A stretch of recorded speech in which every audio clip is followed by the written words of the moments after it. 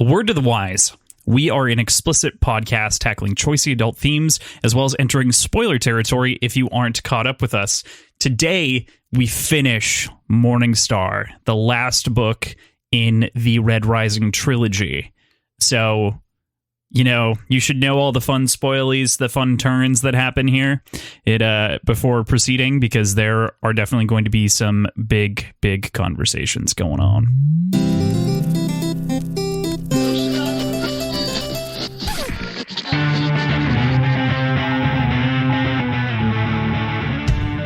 Hey there, this is Cross. And I'm PJ. Had to play with that one a little bit. Wanted to be a little bit more fun. More fun. And we are Words and Whiskey, a podcast for veteran and novice readers alike. We tackle fiction novels and love to talk about what we're drinking. Think of us as your drunk weekly book club. Holy shit, is this going to be a messy one. So, if you'll remember at the beginning of Morningstar, right before we started reading it, we decided, hey, let's put together a Deadpool and let's have, I don't know, 25 names on it. And, we can't remember now at this point if it was a quarter shot or a half shot for each of them, but 18 of those come to fruition today because it's the end of the book. Oh my God. It's also Monday for anybody wondering when we record. We record fucking Monday.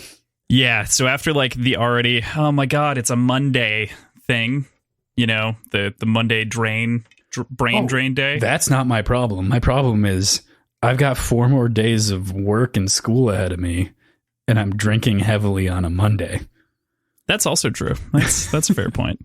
It's going to be a lot of fun. Like you said, it's going to be a whole thing. So this episode is going to be structured ever so slightly different, but we'll talk about that in a little bit here. Today is our 9th episode covering Morningstar by Pierce Brown, and we're here to discuss that end. We start on chapter 60 and roll right through the epilogue, wrapping up the trilogy.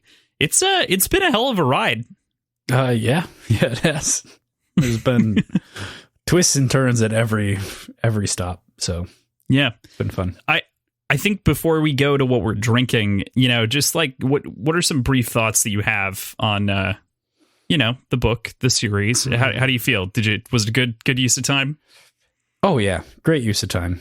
So much fun to read, and so much fun equally to listen to with the audiobooks that are amazingly done. I'm just bitter. I'm bitter about how optimistic Darrow is. At the end of this, you mean? Yeah. Yeah. That's funny and interesting to anyone who's read further than you. So all right. Yeah, you know, it's good. So today is our 9th episode. Obviously, I've already said that. What am I doing? First, let's talk about what we're drinking. Yeah. I haven't even drank anything yet. What is this? We're in for a tough one, folks. Oh my God. Yeah. Yeah. So PJ, what are we? Explain what we're doing. All I have written here is lots of shotsa. So we decided we couldn't remember if it was a quarter shot for each person or a half shot for each person. And we went through the Deadpool, and spoiler alert, both of us got 9 of them right of the 18 that come to fruition here. So, well, let's correct you a little bit. You got 9 right and 9 wrong. Yeah. Which means for each one that you got right, I take a shot. For each one you got wrong, not take a full shot, but, you know, take a chunk. Take a chunk. So instead, because it's 18 of them, divisible by 3, we did a third of a shot each. Hopefully that's acceptable to you guys. It means that each of us take 3 shots. Exactly. Mm-hmm. So we decided to sort of coordinate it and do 3 of the same. But Crossland fucked up, but he'll get to that in a little bit. So the shots that we chose were, the first one's going to be just straight tequila with a lime wedge. The second one is going to be a lemon drop turned into a shot. So vodka, lemon juice, and simple syrup. And the third one is going to be a mint julep version of a shot. So that's just going to be sugar and mint and bourbon over ice. Yeah. And Crossland, would you, I did those as I stated. Crossland, would you explain what you've done?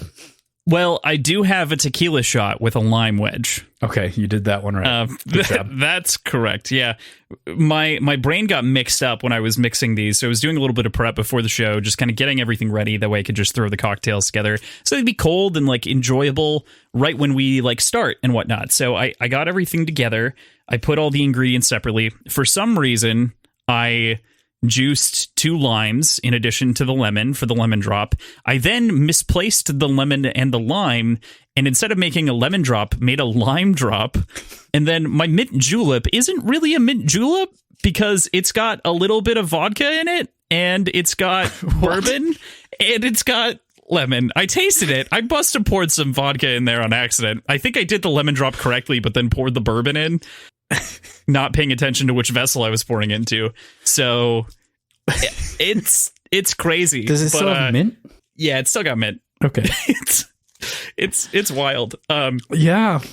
It's stupid is what it is. It's going to be a whole thing. But the other thing that I have here, yeah, it actually, I've already tried it. It tastes okay. But the other thing that I have here to follow that up, normally we do beer, normally we do something else. We knew that this was going to be intense, so I made a larger mint julep, of course.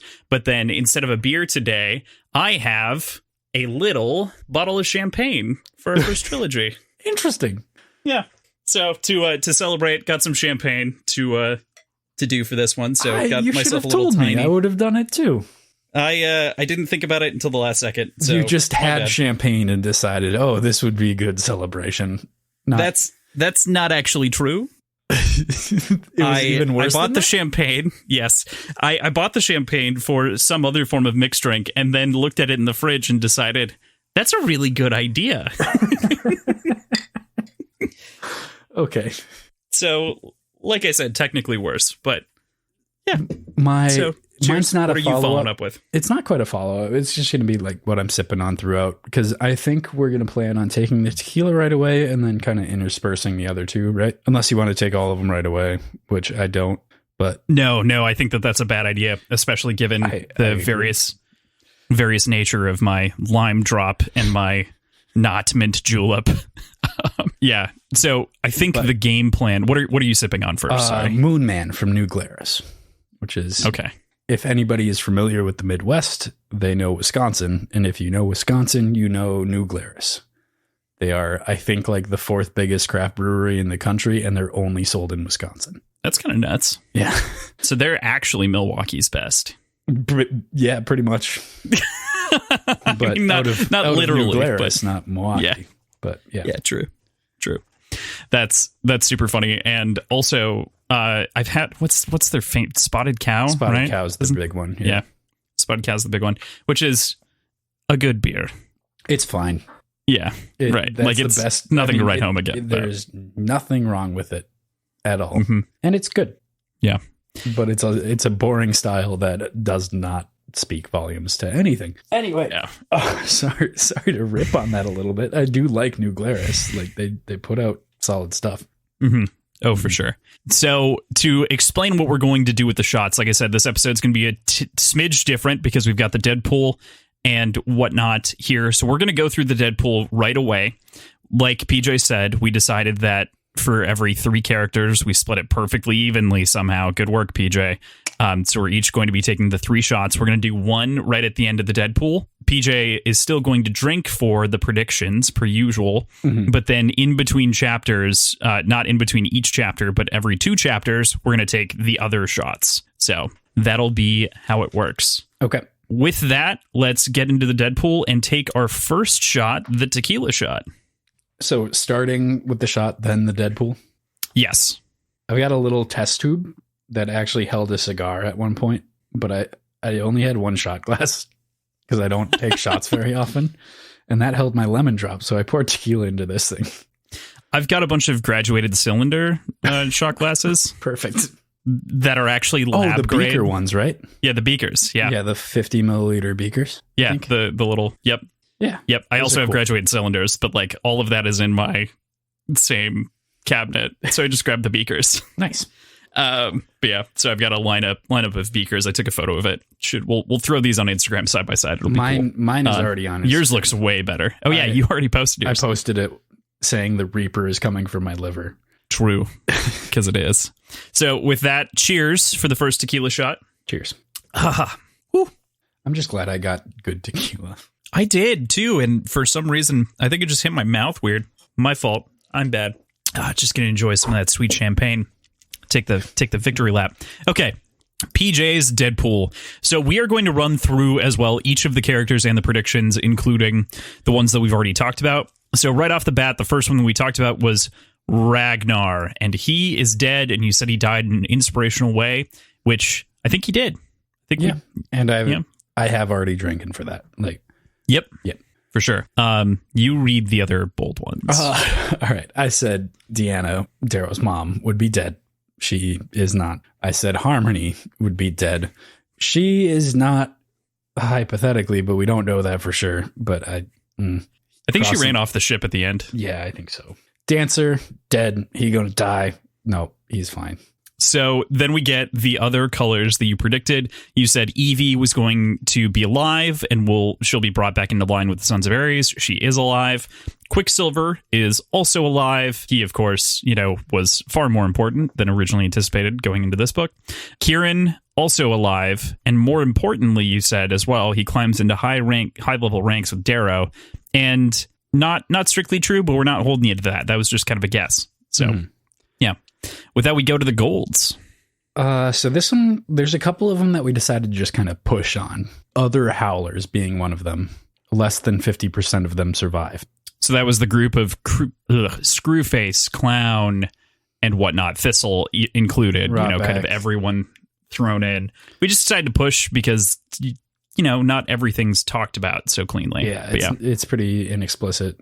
Yep. So we pushed on that one. Moira, who you said was going to be alive, died, and you did drink for that way back when. So that one's taken care of. Aja, you said was going to die. She was too much of a threat and too entrenched in her stance to support Octavia versus anyone else. And you were very correct there. That was a very good read. Yeah. Without a doubt. The next one that we decided to push was actually Lilith, because the ship dies an ignoble death, but there's nothing to say that they found anything. So we just decided to push. We decided to push because there's so much bullshit and people surviving. And we don't know if she survived or not. Yeah, right.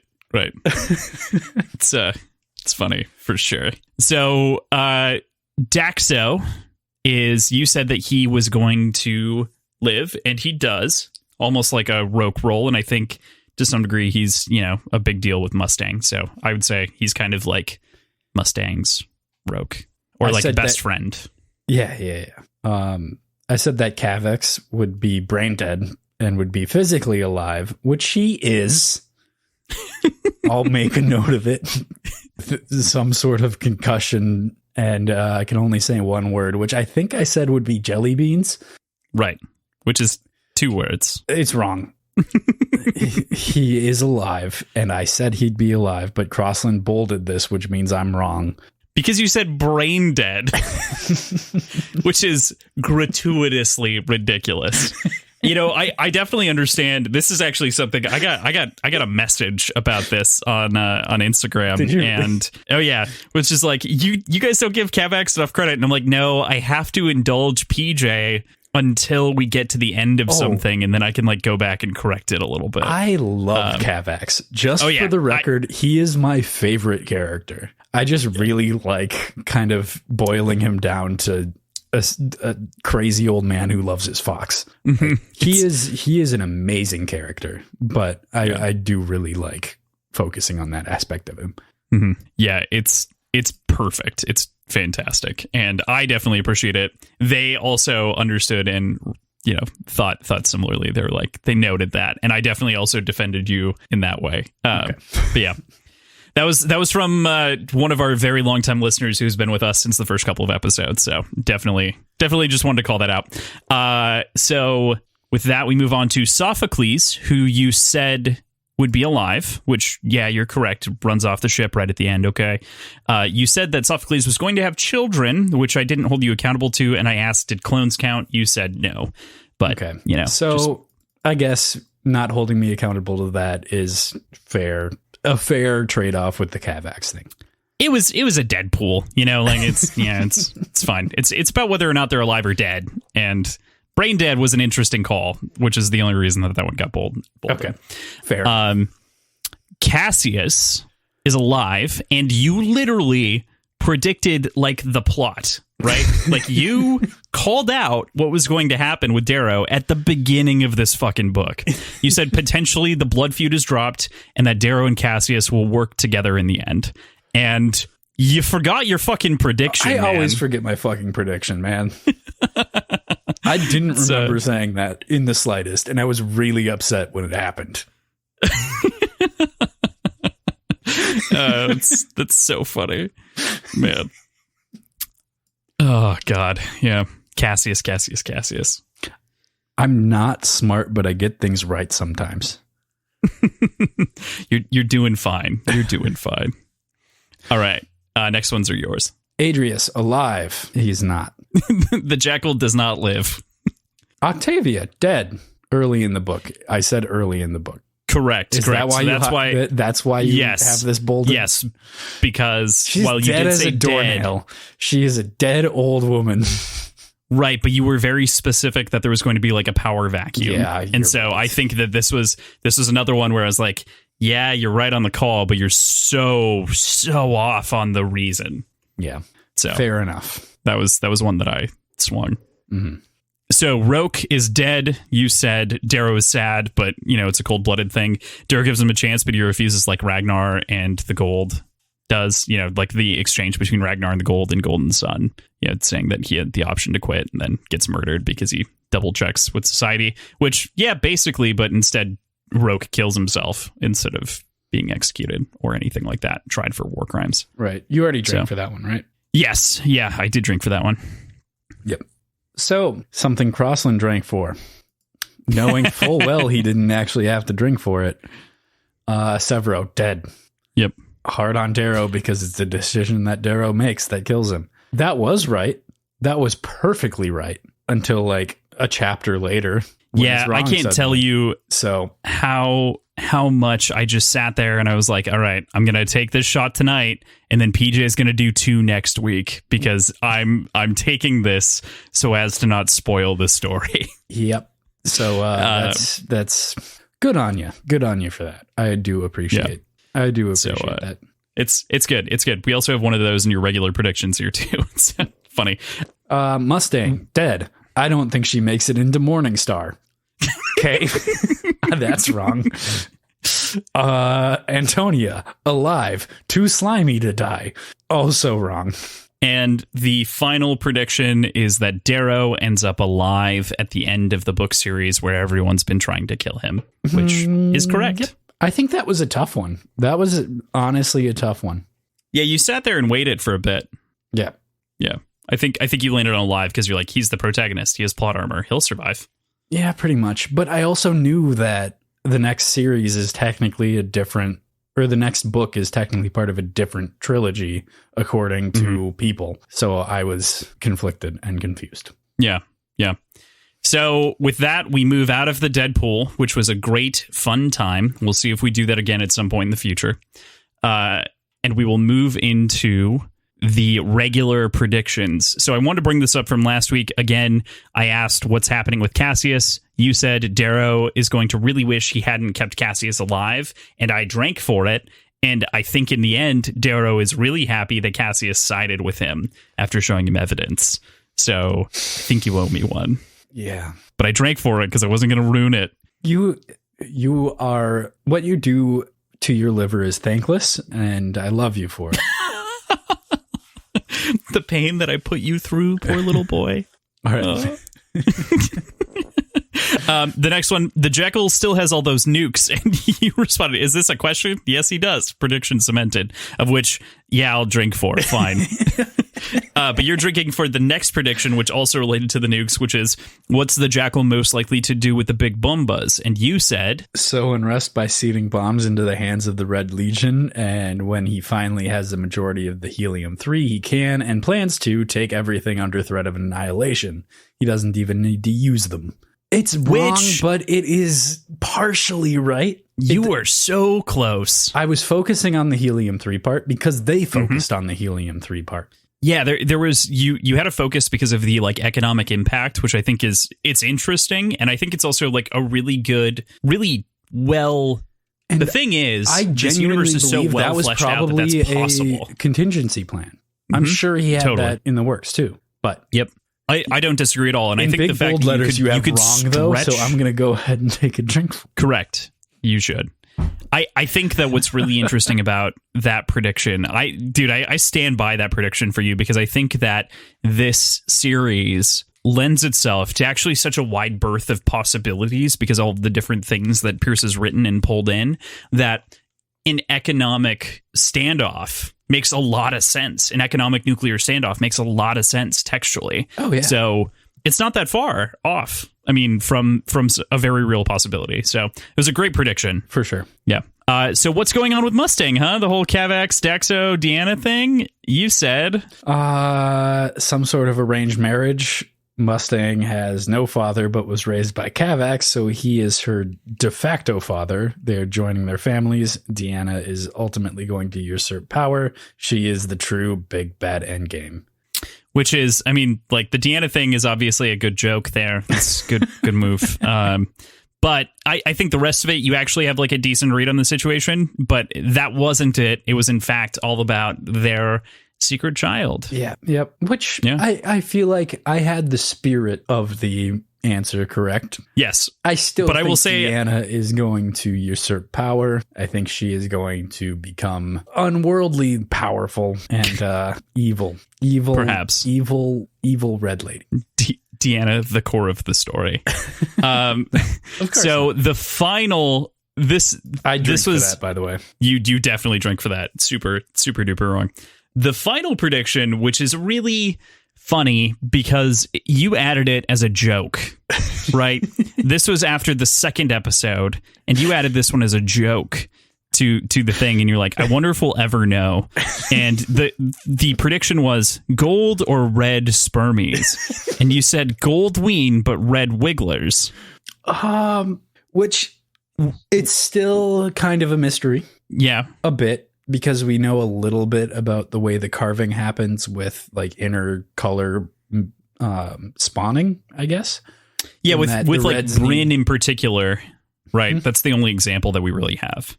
With who? Bryn, the wife of Fisher. She needed to have her womb carved. So I don't know if it actually answers anything. We don't know how it goes the other way around. We don't know if red sperm can impregnate gold wombs. Or if Darrow was carved into to have gold testicles. Right. I think that's the really weird, interesting question, and I think that it's not that is something of a question. I think it kind of is, and I think it's something that could be answered and explored in maybe a follow-up trilogy. Do you think it ever will be? I don't think so. I think you can get the answer without going into the testes fully. I think Pierce Brown should write a Silmarillion-esque. Dude, people are begging for that.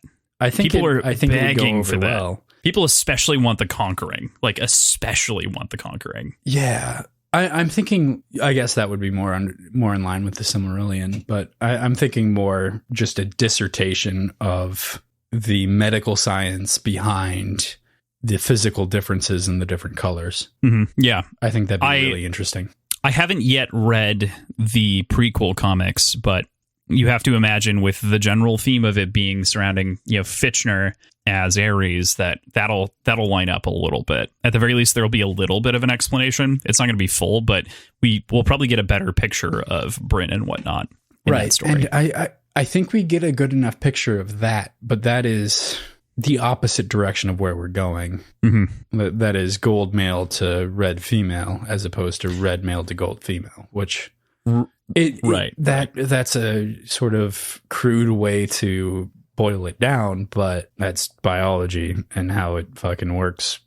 Right. The other part of this that I think is interesting enough to mention is, how do you think this is, speculation before we jump into the breakdown in chapters, but in a similar way, what do you think about Severo and Victra and like what their children would look like? because Severo is actually like a hybrid. Hybrid quote. He's just person, but he's a red and gold hybrid. Red and gold hybrid, yes, but I think more gold than anything. We know that his bone structure is that of a gold. Right, but he's super short. Yeah, he's fucking short. I mean, what of it? Like uncommonly short because he's red. Yeah. I don't know.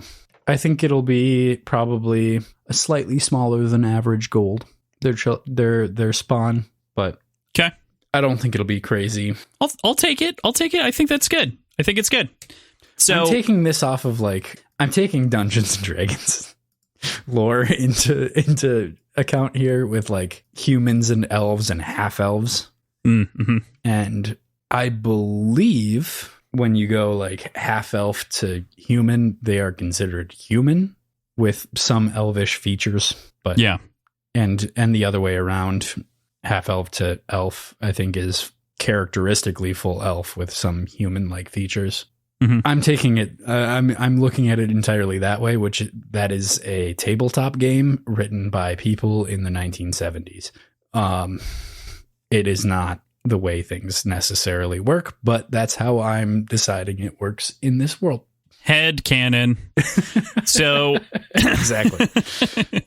And that's totally cool. So with that, let's go into our breakdown.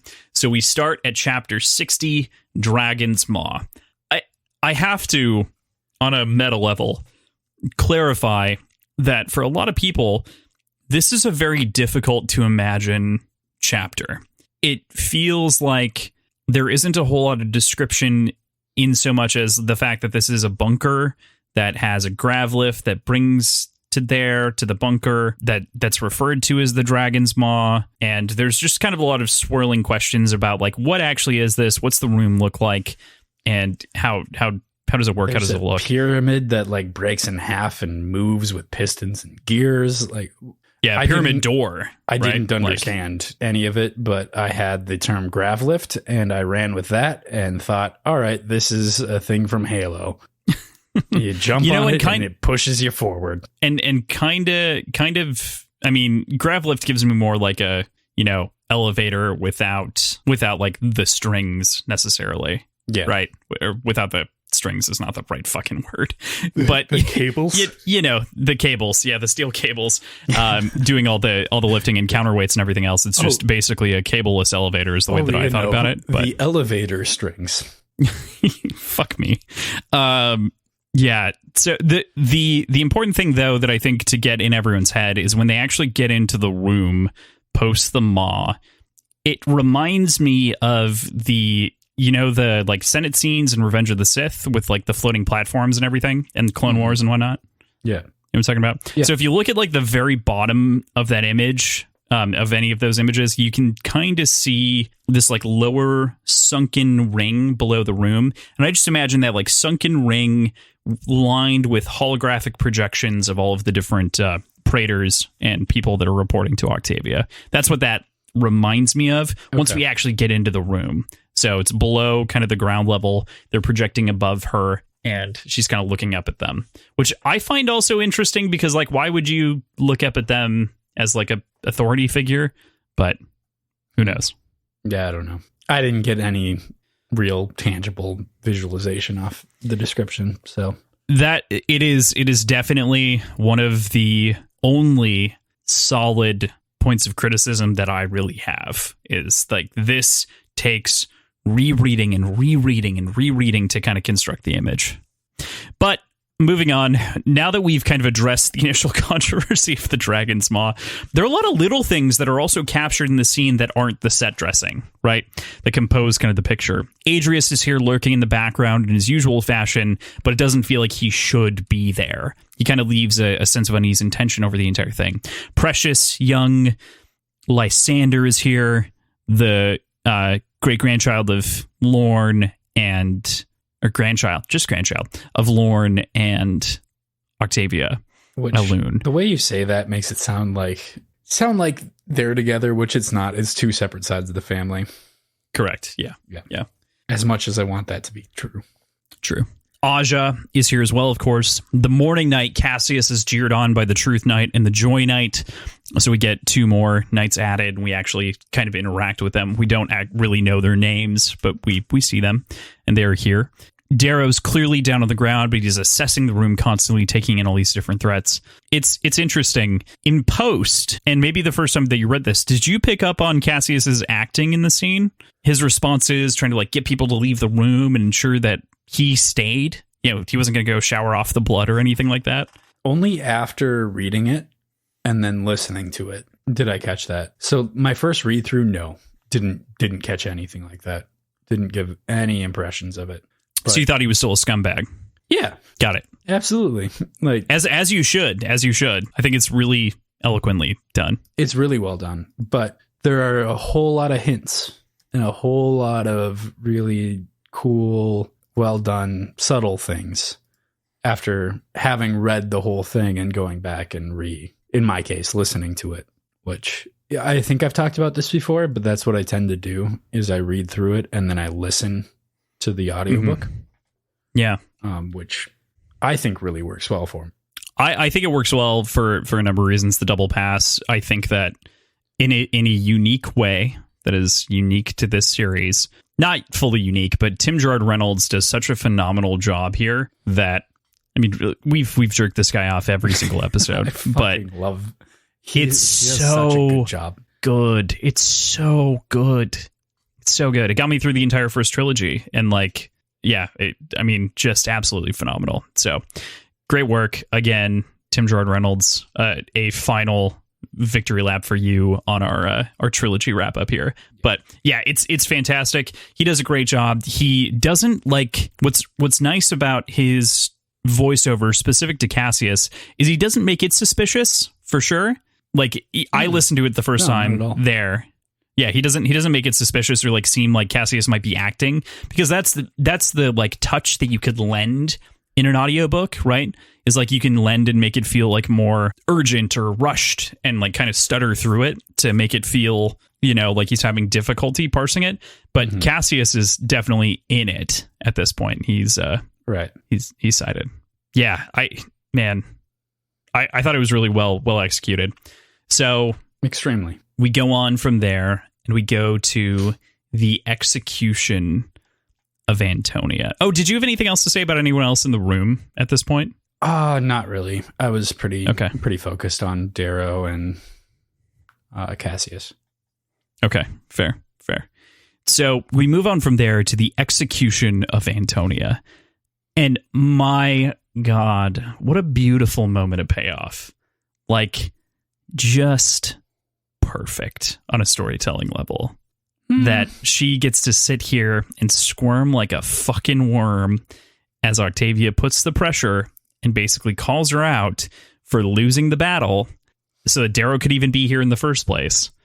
That it's literally her fault and she gets called out. And it escalates to the point, of course, where Adrius in the previous chapter, Darrow internally had monologued for Adrius and was like, she's just a sack of meat to him.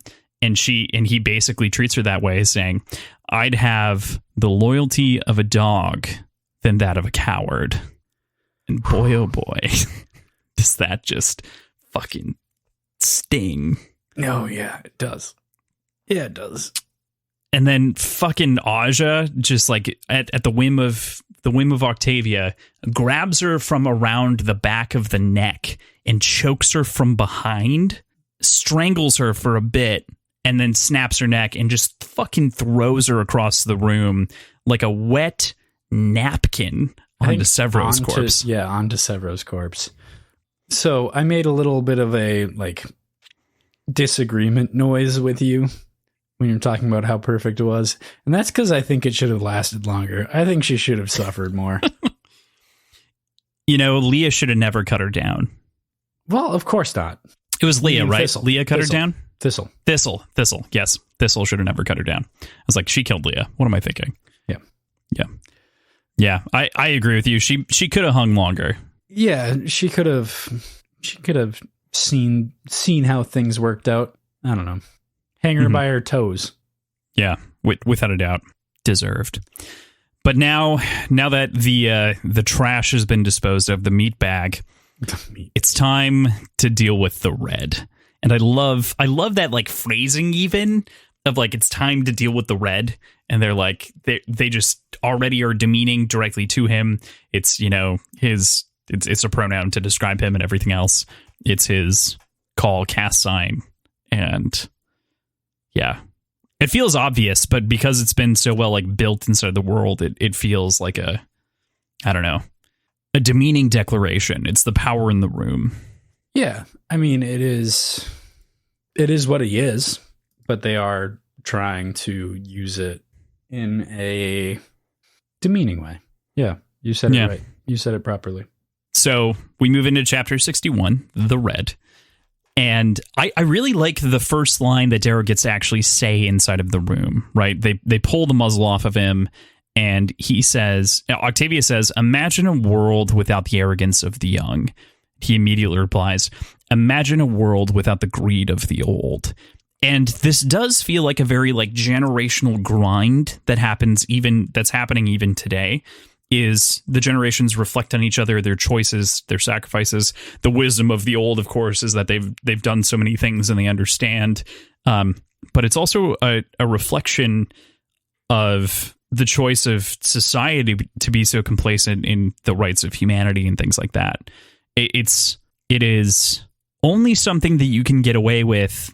Like, if you're writing a novel, from my perspective, you might start like, oh, I want to make this my general approach to this idea is going to be something that is representative of class struggle. And a bad writer would be tempted to put a line like this in the first 50 pages. A good writer knows that you have to build the world, build the environment, build everything else, and then pay it off at the end and say what you really wanted to kind of say about the whole thing. And kind of, you can do it directly because you built the world to say this thing. I think the more poetic part of this is that after this quote, within a couple dozen pages, if that, we kind of get the proper perspective of the sovereign, where it really doesn't seem like she's acting out of greed. Correct. She seems to be genuinely acting out of what she believes is the best for the majority of society. I agree with that perspective, right? So I agree if we take it from Octavia, right? But if we take the lens from Old Gold, probably have this general sentiment, imagine a world without the arrogance of the young, thinking about the rebels and things like that exist, and the people who side, the Golds even, who side with the Democrats, right? And imagine a world without the greed of the old, like saying that back to the Golds. A lot of the Golds are really just like greedy nobility in a feudal society, right? Yeah. That's where they're at right now. From a society perspective, right? I agree with you, though, on the side of Octavia. She doesn't fully side that way, so Darrow doesn't have a full picture of Octavia even yet. She's got depth to her in her last moments, which is crazy for an archvillain. Yeah. But we didn't seem to have a whole lot of a read on her in general. We were always kind of dealing with her proxies in Aja and Moira. Yeah, well, whoever. Yeah, and Cassius and whatnot. Yeah. Right. Moira was dispatched pretty quickly. We met her and then she died. We met her in one book and then she died in the next. We barely met her in that book, though. Like, yeah, true. All of our interaction, with the exception of a single introduction, was in the scene where she died. Right. She sells out Pliny in Golden Sun, which is really all she does. She gets introduced, she sells out Pliny, walks out of the scene all within like 2 pages. And then she shows up in Golden Sun. We see her again and she gets murdered. Morningstar, sorry. We see her in Morningstar and she gets baked by the gun. Yep. Yeah. It's womp womp from Moira. Not really, though. She's a piece of shit. So this is a quote, of course. We executed a puppet last time and the worlds know it. This is flesh and blood, the red who rose. I want them to know it is he who falls. I want them to know that even their best is insignificant. And that's Octavia. Jackal responds saying, give him words and he'll just make another slogan, in a kind of off-putting way. And can't help but kind of agree with him, you know? I completely How did they actually like plan on proving it's not another double?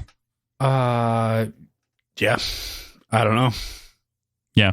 I think that they like the answer is maybe like letting him talk and like speak to the cameras and things like that. It proves it. And it's not like he's a Hydra. It's not like he's going to sprout another head. You know, it's not going to.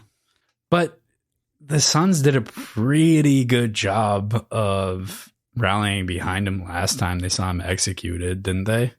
Like, no, it wasn't entirely smooth, but they were putting up a fight and rallying. Yeah, putting up a fight and losing. Yeah. Right. But as opposed to just going underground, you know, like at least they were fighting. Mm-hmm. And that's not to say that the Rising isn't fighting right now, but I think the fact of the matter is like Victra knows that he's been captured and that it's definitely him. Yeah. And because there's no like time gap like there was between the triumph and the execution, it's hard to fake. There's an immediacy of the Battle of Luna and having the enemy leader and executing him. That's true. That's a good point. Yeah. That's a good point. I think it's fair for them to talk about in general, right? Like it's actually good on Pierce to be like, how do people know that we aren't bullshitting? Well, because there's no way that we would be bullshitting this time, because that would be ridiculous. People already don't trust us. We need to like call this thing. So we're going to call it for real. Yeah. Yeah. That's fair. Though, what if they just did do it again? Like using that same logic, nobody would believe we'd do a fake again. That's also true. That's interesting. They could probably pull it off, but I think that that's not something that the Jackal is interested in, and he's the like power player in the just room. Killing Darrow, but it's a matter of right. How do you convince the masses after having been proven to fraudulently executed him once? How do you convince them, undoubtedly, that this is actually the Reaper? Yeah, and I think the trick there to what you're saying is simply, part of it is that they know that they're going to smash the Sons of Ares, that the fleet is like the fleet that is attacking Luna, which includes all of their leadership. All of the leadership of the Sons of Ares sans Quicksilver. So, you know, that it's not necessarily like Octavia doesn't necessarily know that, Lysander doesn't, but they're able to take this gambit. It's like being in the Emperor's chambers, right? Like, no one really knows that Luke's there outside of the people who know Luke, but it's like the opposite, where instead we're seeing cameras pointed in at the scene, and I mean, they have to, you know, everyone sees this moment. I hadn't thought about this, but honestly, what I think the smartest move would have been is to not broadcast it at all and use, presuming that Cassius was on their side, use Cassius's knowledge of where the fleet is and where he was held and who was there to send in some sort of infiltration into the leadership and rot the Sons of Ares out from the inside, having secretly executed Darrow. That could have worked. That's interesting. I think that might have been picked apart. Been the most important, or the best way to deal with it. But Octavia is also under the gun, though, right? Oh, entirely. Like, yeah. She doesn't have time. Right. She doesn't have time or really the luxury of choice. So right. She moves on, and she rolls through a long, elegant speech about the grandiose claims that golds have above all other colors as the shepherds of humanity. But I couldn't help but think this time that shepherds lead sheep, and Darrow is a howler, and the howlers wear wolf cloaks. And it just kind of, it speaks to, like, it's just a nice little metaphor that's tucked in there right underneath the surface inside of that speech, moving into kind of the outro. And he has forever been the wolf in sheep's clothing, living among them until it was revealed in Golden Sun. And it's just so well executed as a metaphor throughout the entire series that, you know, there's this sheep-like following of the caste system, even though it's not helpful. And it takes the wolves to liberate the sheep. Entirely. I think within that section, though, there's a lot of doublespeak and a lot of careful wording that who she's addressing is kind of under question. Clearly it's Darrow, but is it also the Jackal? I think I really agree with you. So you threw this note in our outline, and I went back and I reread it.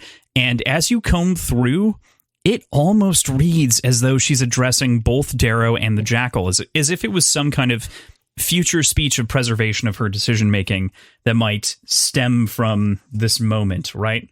As though it might be read there. So let's read some of them. Yeah. I got this. So this man, once a noble servant of you, of your families, should have been the brightest son of his color. He was lifted up as a youth, awarded merits of honor, but he chose vanity, to extend his own ego across the stars, to become a conqueror.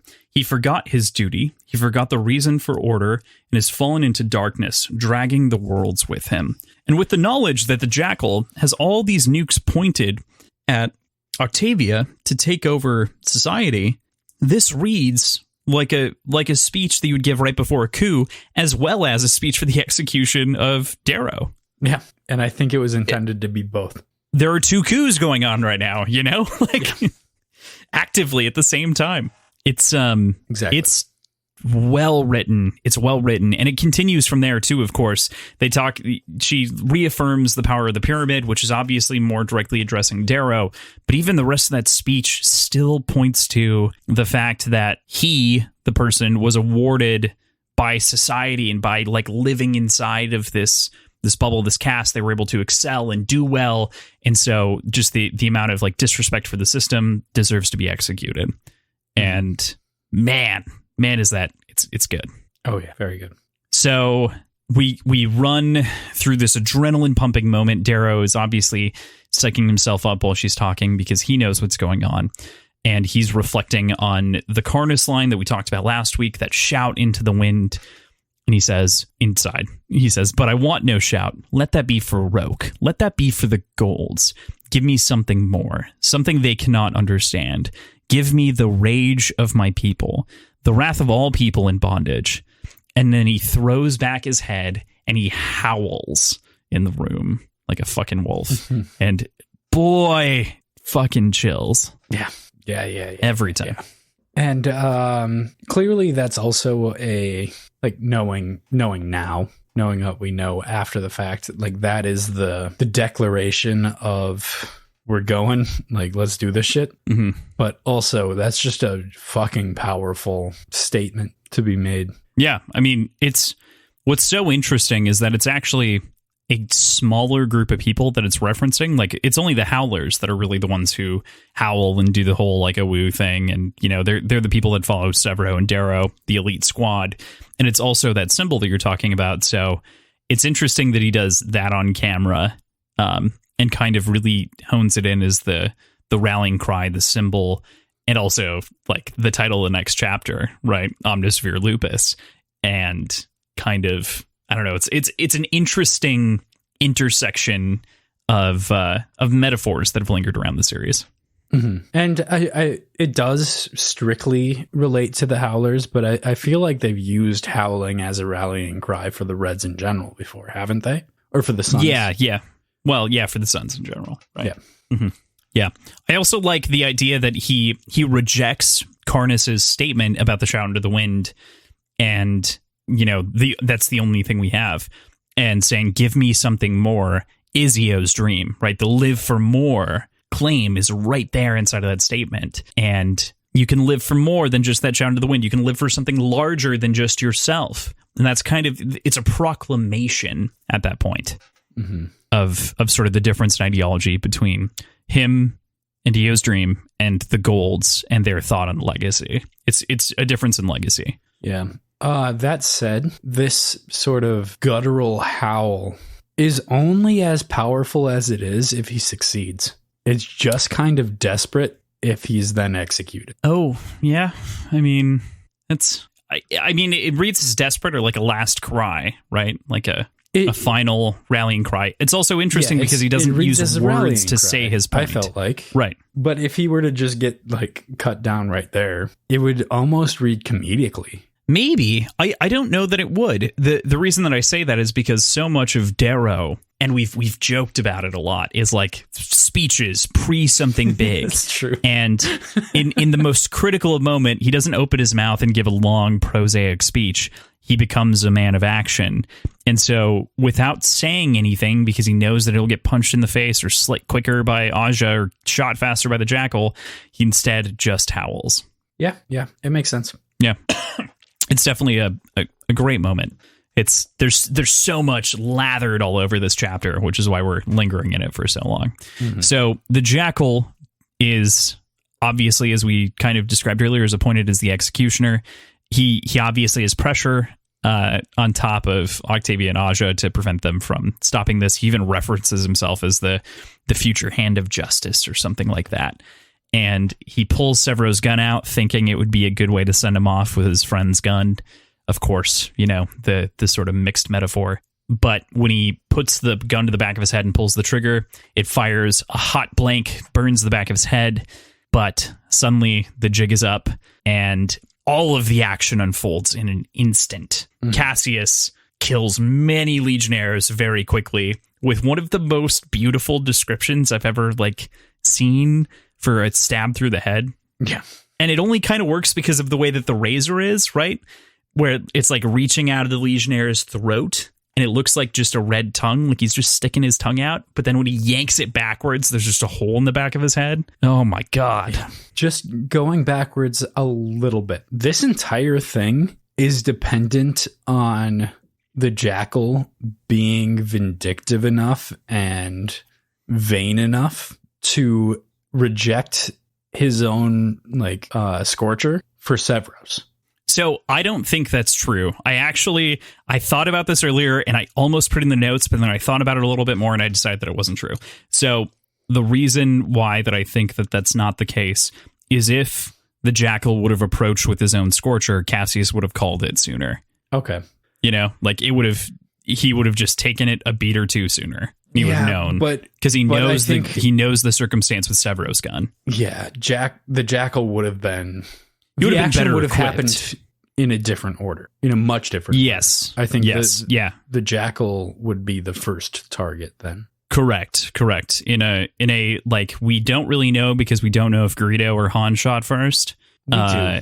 Because we don't have the old fan fiction of what would happen if he had his own gun. But we have the footage. But we have the footage and we can evaluate. I do agree with you though. It is a point that I literally thought about bringing up, and I cut specifically because I thought, I was like, Cassius would have just called it earlier because he's got that.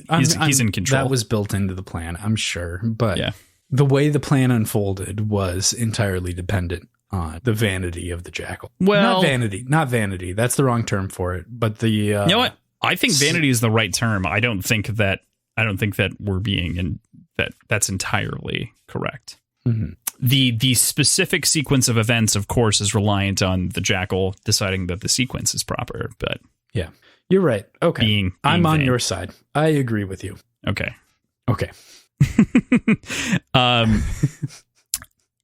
And right after that, Darrow, of course, Cassius frees them by clicking the buttons after he kills the Legionnaires inside the room, leaving really just the Joy Knights, or the Joy and Truth Knight in the room, Aja, the Protean Knight, 4 Olympic Knights, by the way, in the same room, and then the Jackal as well. Out of 13? 12? 12. Yeah, 12. 13 Institute houses. Later, I accidentally spoiled this strangely, but there is technically... It's an accident, I think, in book 4 or book 5, where there's an extra knight that's added in the same way that there's an extra house that's added in here. But, that's such a not real spoiler. As a means of rectifying the initial error, or is it just another error? It's an error. Okay. So it was strictly an error. I think it was Shadow and Fear were the mistakes. So he intended for them both to be the same. Yes. Yeah. Right. Just like, actually, I don't. Yeah. Vulcan and Venus were also Hulkin and penis. When you Vulcan, not Hulkin penis. That's not it at all. Not it at all. Okay. Sure. But so Darrow's freed from the thing. Obviously, Mustang immediately charges for a weapon. Darrow pulls the knife out of his vest and jumps and stabs the Sovereign, Octavia Howloon, 7 times, ripping her abdomen and chest apart when he pulls up and cleaves through her, almost and effectively ending the reign of the Howloon Sovereigns. Why did he let her stay alive here? That is a great question. I think that she was beyond repair, but he very well could have slit her throat. I think that he had to prep for Aja was really the biggest thing. Okay. Like, he only had so much time, so he could only stab her as much as possible, and then he had to, like, jump and switch. Okay. The way it's written, it makes it seem like he just kind of leaves her bloodied and bleeding out. But we know from a lot of experience in this book series that people that are bloodied and bleeding out don't necessarily die for good. Mm-hmm. Mm-hmm. Mm-hmm. Yeah. Especially one small goblin. Especially fucking Darrow. Yeah. Yeah. That's fair. And then the combat with Aja, my God, it is so well done in a way that Aja is made to be this true presence on the page, where, like, she is taking on the 3 of them. Of course, Darrow's at a bit of a disadvantage. He doesn't have his short sword hand because it was taken by the Jackal. Was it the Jackal or was it Cassius that cut off his hand? No, it was the Jackal. No, the Jackal picked up his hand. Cassius had to cut it off. Yeah, I think. Yeah, I think that seems right. I think Cassius cut it off.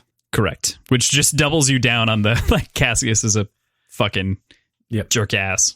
But they had to get to the Sovereign. Yeah, welcome. We're here. Yep. This is what happens when we have to do shots. Also, this mint julep piece of shit garbage is actually pretty good. All right, with the lemon and the vodka. Yeah. Good to hear. I'm shocked. I'm gonna name it by the end of this. No, you're not. I am, and I'm gonna put the recipe on our fucking website. I took a photo of the drink already. Okay, sounds good. Welcome. Yeah, I think that it is well executed in all fronts on the side of Aja. She is truly a force to be reckoned with. She is entirely. That said, this is one of those scenes, one of the few scenes in this entire series that I don't think lends itself to the screen. We get a sort of play-by-play from Darrow, but it's happening and being described in way slower than real life. If this were to be done in live action, it would just look like a flurry. Mm-hmm. Maybe you could do it in, like, animation. In live action, I don't think this comes across well. I think you have to kind of dumb it down and take out a ton of the detail and just look like 3-on-1. I think there are 2 options, right? So there's the dumbed down option that you're talking about. In general, I'm going to prefer live action from a representation standpoint, because I prefer live action personally.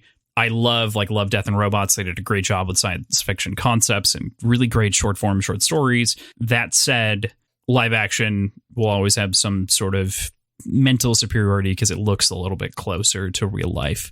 That said, how you would do this is either A, you rewrite the scene to be comprehensible, and comprehensible is a 3-on-1, or you shoot this like you're Zack Snyder in this one scene and use a shit ton of slow-mo and slow speeding intro frames. So, like, the other way that you could do it is you can manage it by showing slow flashy movements where she's swinging between Mustang and then countering into Cassius and wrapping around him and nicking his ear or whatever. Like, you can show all of that, but what you have to do is you have to, like, do slow start and stops, and, like, kind of it can feel jerky when done poorly, which Zack Snyder has done it poorly in the past, at the very least. But it could look like that. It would work like that. But I don't want Zack Snyder directing. I mean, you could. I feel like there are some fight scenes from Guy Ritchie. Yeah, similar style. He does it better than Snyder does. Snyder tries to construct photos, I think, which is unique and interesting. Guy Ritchie focuses on the entire, like, emotional movement of a fight scene. I think Zack Snyder thinks in the way that, like, comic book frames are. Yeah. And Guy Ritchie cares about the film medium. So, yeah, Guy Ritchie's a good call. Yeah, I hadn't thought about that ahead of time, but I think he could do a good job with this. Or his DP. He's got one DP that he works with a ton. It's actually... I don't know what DP jarring. stands for. I know what DP stands for, but director of photography. I don't know what it stands for in this context. Director of photography. Okay. Yeah. They're generally the people who do a lot of the framing and construction, and like they kind of settle on like moods and angles. The director is like the orchestra, the orchestrator of the entire orchestra. The conductor. In charge of, yeah, thank you, dear God. There you go.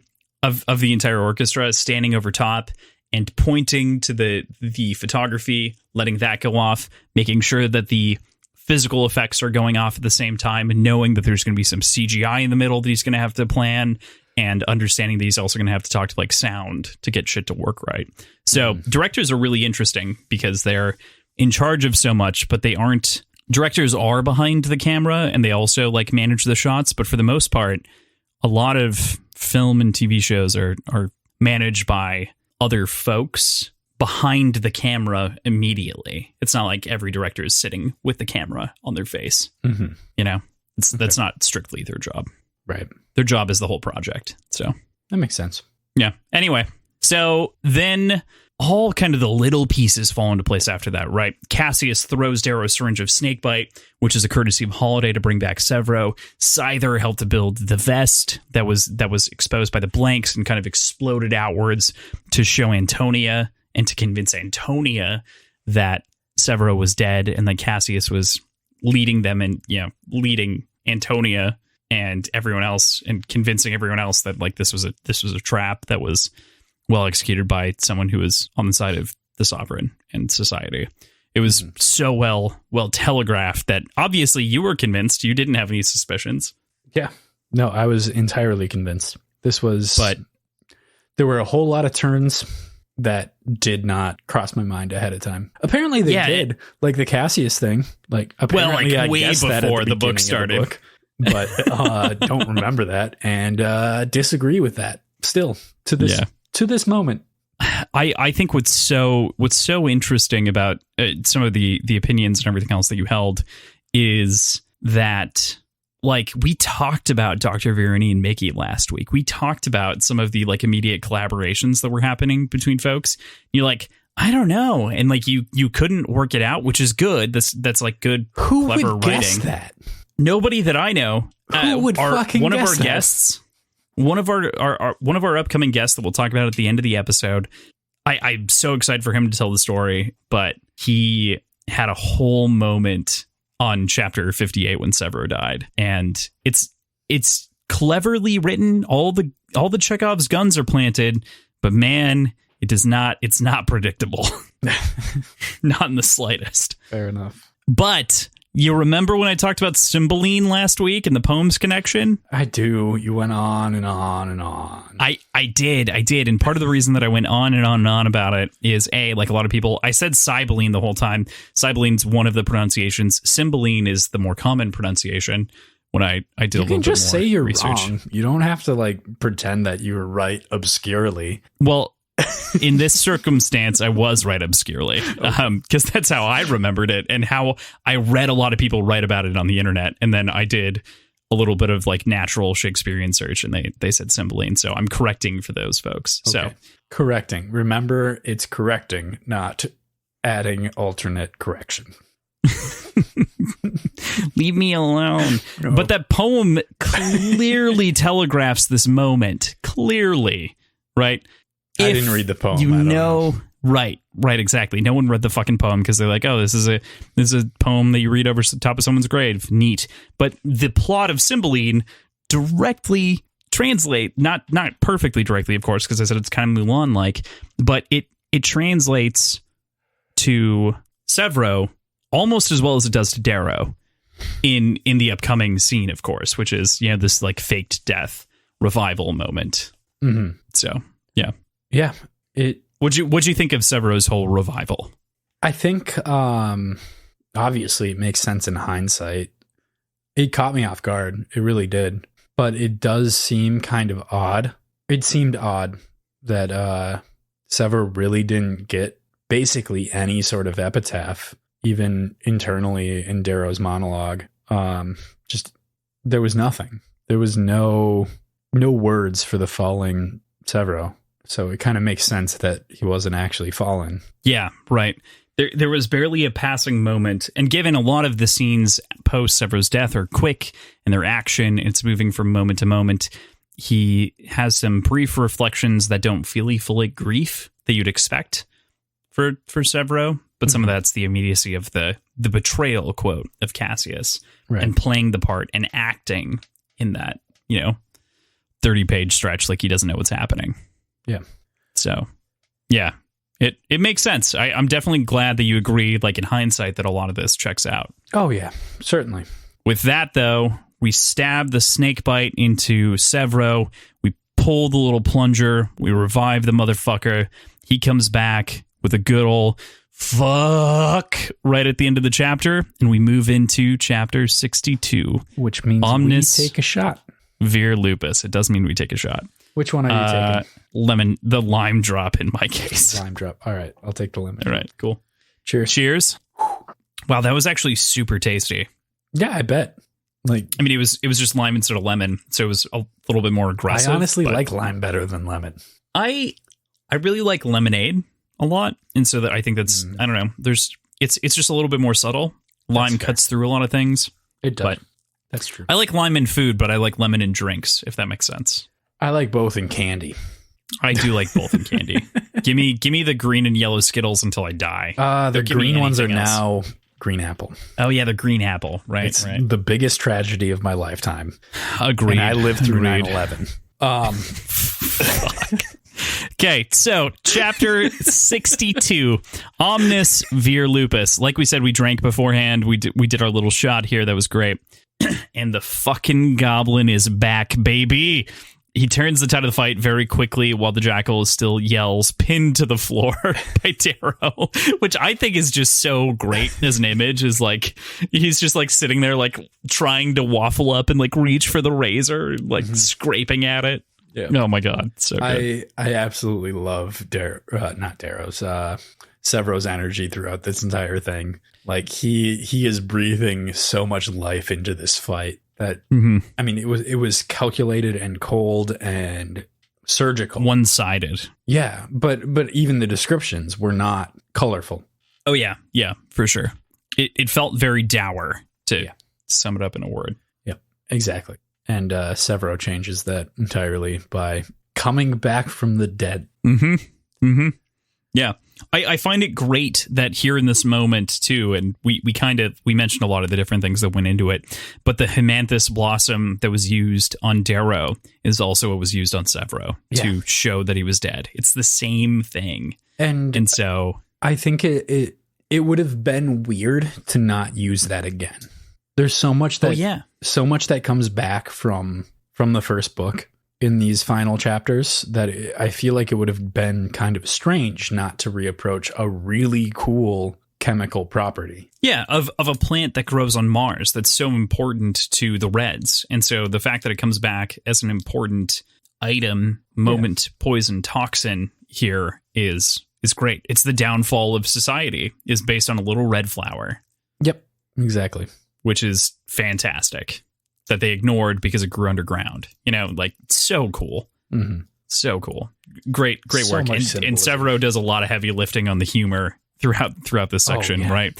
Aja contributes though to the humor by telling him to like shut up constantly, where she just like is clearly breaking between sword fighting the four of them, with sword fighting, razor dueling the four of them. You can call it sword fighting. I get what you mean. Yeah, I mean they're dueling. They're all the battle between the four of them, and she's just like yelling "shut up" because she needs to focus and it like doesn't want this. And man, the fact that they they still barely make it out with the four of them, although that's enough to completely overwhelm her. It's just speaks to Aja Grimace, Ash Lord's daughter. But then she's summarily executed in kind of a like 4v1 movie style, right? Where you get kind of the combat of each individual line of like, and then her tendon was cut and he said this, and then the stabbed through the shoulder and this was said, and then lopped off the arm, and she looks at it in shock as though it's someone else's arm and says, this is for Mars. And then fucking Severo jumps up and impales her onto the fucking ground. Yep. Right then and there. Revenge for Trig. Revenge for Holiday. Revenge for Ephraim. The fucking murderer of Octavia Alloon, the Fury, is dead. Not quite, though. Not quite. She's skewered. She's looking pretty rough. Yeah. Yep. She's having a tough time while she's bleeding out on the swords, though. Oh, yeah. How'd you feel about that moment? So much tension, I think, is the biggest thing I felt, because I didn't want to feel any sort of victory until it was actually fucking done. Because I really felt that any sort of pause would give her an opportunity to defy death.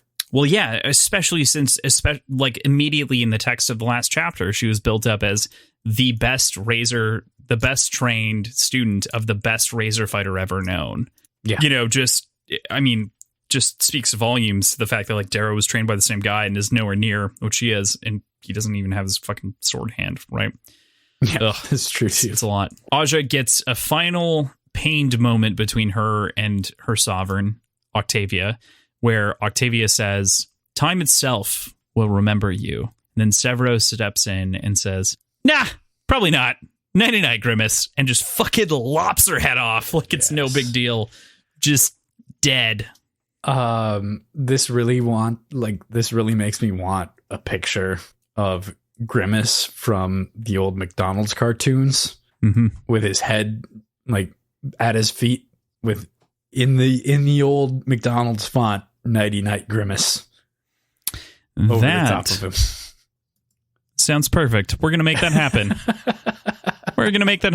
That's gonna be, if I can make it happen, that's gonna be our thumbnail for this episode. I'll put it together if necessary. It's not gonna look that good if I do it, but we'll get it. But yeah, McDonald's Grimace, look out. We're coming for you. It's spelled differently though. Right. Anyway. It'll happen. Regardless of that little quip, there's so much needed comedy here from Severo. It's been pretty heavy and pretty void of comedy for a little while, even before Severo died. Like, when was the last time there was a really funny scene in this book? Right. I mean, he's just a great release valve, right? And exactly. to let him, open up here and be a moment of fun. I guess the most recent sort of little burst of something funny was before Severo's wedding, when Severo was getting ready. It's been long enough, and I was getting sad. Getting sad by the grimdark world of Darrow's inner monologue again. Yep. It's like the first 50 pages of Red Rising all over again. No, this one's written well. just go. Shit. Funny. I talked to our webmaster actually last night about this. He is 150-ish into Red Rising right now, and he was like, "Man, I almost stopped in those first 50 pages." But then Pierce Brown talked about the Clawdrill, and I was like, "Fuck yeah, Clawdrill!" And I couldn't help but go, "PJ did not have the same reaction." Yeah, which was funny. So he actually, our webmaster, finally he likes reading. He doesn't spend enough time doing it, and he finally is starting to work through it and catch up with us. But it's a good time. Oh yeah. Thank you, Tim, for all your hard work. Here's your episode shout out that you won't hear for a fucking year probably. Love you, Tim. Love you. So, man, I find it interesting, of course, that we move from that moment where Aja is decapitated to Lysander, little 9-10-year-old Lysander, standing up, grabbing a razor, and getting ready to fight as this little kid to protect his grandma, like any 10-year-old would probably do. And okay, well, I mean, I don't know. I was a dumbass 10-year-old. I'd probably do that. True. My grandparents are awesome, so I would do that. Yeah, I mean, it's yeah. I mean, he stands up and it's pretty futile, of course. Yeah, he kind of realizes that they will fucking kill him. Like there's the look exchange between Mustang and Darrow after Cassius says, like, I don't want to kill you. Like that. Yeah, they would. They probably would. It's probably a murder. Despite the fact that this is the protagonist and he is kind of held to a fairly rigorous moral standard, they are leading a terrorist organization. And they did murder all of the highest ranking members of the government of the solar system. Yeah. Yep. What's another fucking 10-year-old? And Severo kind of has that opinion. Like, he's like, better to just clean this out. Throw out the trash. Yep. Understandably. Yeah. And I would argue rightly, given their circumstances. We'll talk more about that later with the Cassius decision, but yeah, it's interesting. I'm still of the opinion that it was a dumb fucking decision, and it was just blind luck that let Cassius be persuadable. I don't think that it was blind luck, and I think that leads really well into our next kind of pointed topic here, which is, we come to Cassius and why he decided to go against Octavia, not Octavius, and I think that there has never been a clearer moment of an obvious turncoat, right? Cassius cares so much about his family, except for Karnas, cares so much about his family. And obviously it's been a sticking point for him and Darrow for the entire series. It's been the entire point of their blood feud. But he lost his entire family, and he always thought that it was Darrow. He always thought that it was the Rising. He gets the Hollow Cube, of which was not described until this moment to fully explain what was going on. But the fact that it wasn't Darrow and the Sons that murdered all the Bolognas in Golden Sun, it was the Jackal. And the fact that Octavia let it happen and hid it. And so that is the reason for his rebellion. And I think that in my head, shuts down the Darrow shouldn't trust Cassius fully thing, because I think more than anything else, it's been proven time and time again, like with the exception of Karnas, that Cassius prefers family and wanted his family to do well. And he does have this sort of upright sensibility about him that, he probably sides with the society more often than he doesn't, but he also sides with people, with humans, with decisions. He's not an irrational thinker. He just kind of he's a 20-year-old, and he, for a brief moment, got sucked into a power vacuum and then kind of came out on the other side with a different understanding once he was inside of the Rising and kind of a captive.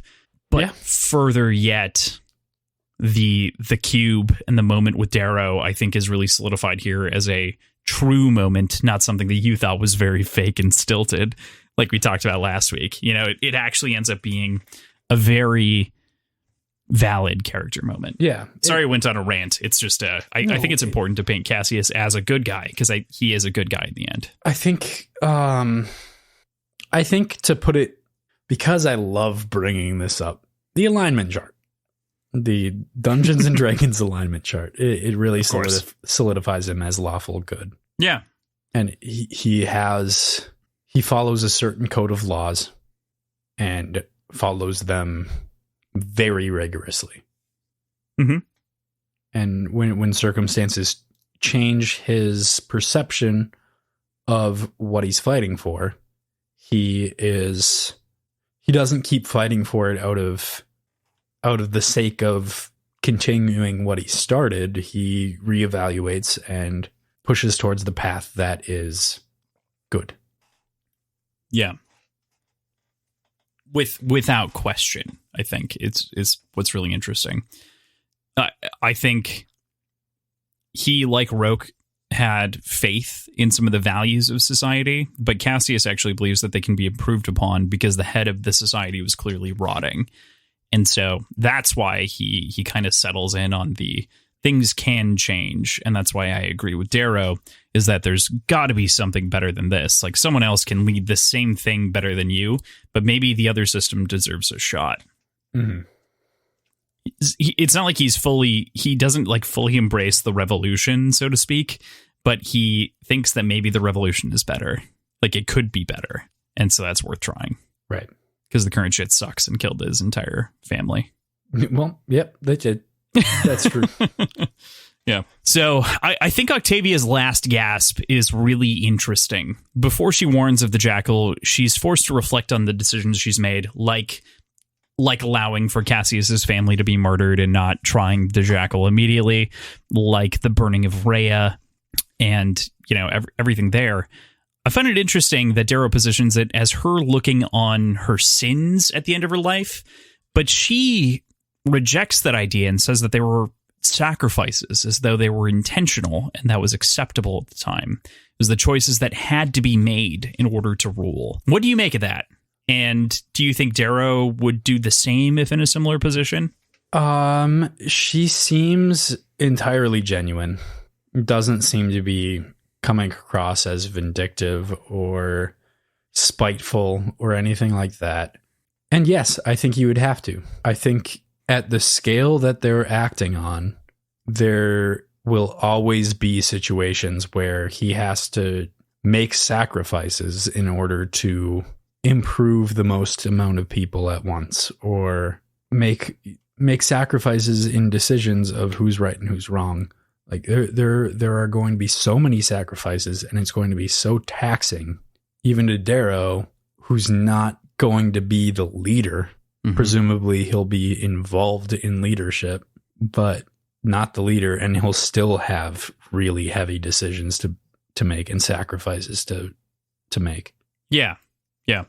And I think it's worth also mentioning, too, here, like the Dox of Ganymede, he's already kind of made a decision that was a sacrifice. He intentionally sacrificed the Sons of Ares, right, for the alliance with Moon Lords. And then also, subsequently, he decided that the right thing to do was to sacrifice the lives under the veil that it was the Sovereign that did so, Octavia that did so, and Roke and, the society at large bombing the Dox of Ganymede, which are also inadvertently sacrifices. He hasn't had to deal with that yet, but it's clear here that he should maybe be thinking about that and considering it, because he's done the same thing. I think he's not thinking about it for probably the same reason why the Sovereign kind of speaks to it without... Is bringing it up, yeah. Well, yes, but she speaks to this sacrifice in a very diplomatic and not necessarily that heavy way, because in that position she doesn't see the explicit results of those decisions. It's completely obscured. Like it is a signature on a piece of paper, and that's the end of what she has to deal with it. That was kind of the same with the Dox of Ganymede. Darrow made a decision, and it was completely obscured from him. He hasn't dealt with any backlash from it.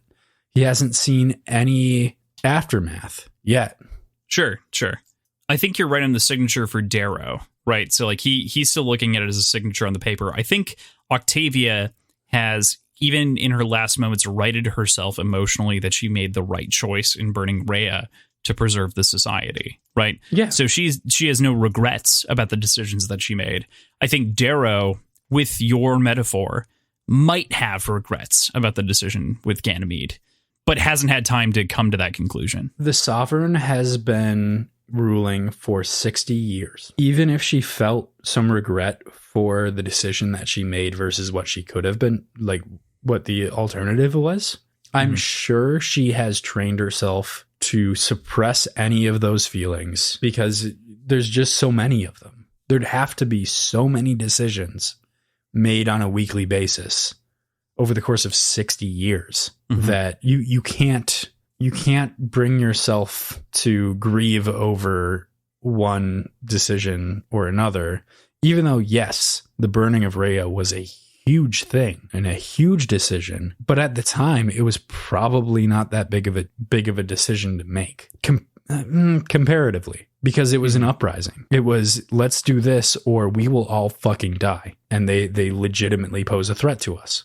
Yeah. And this is coming from not necessarily the most explicit knowledge of that canon, but something like that. Like, it was a decision that was made tactically because otherwise maybe we wouldn't be here. And over time that gets justified and it becomes calloused. Yep. And it becomes a calloused emotion. That's a great point.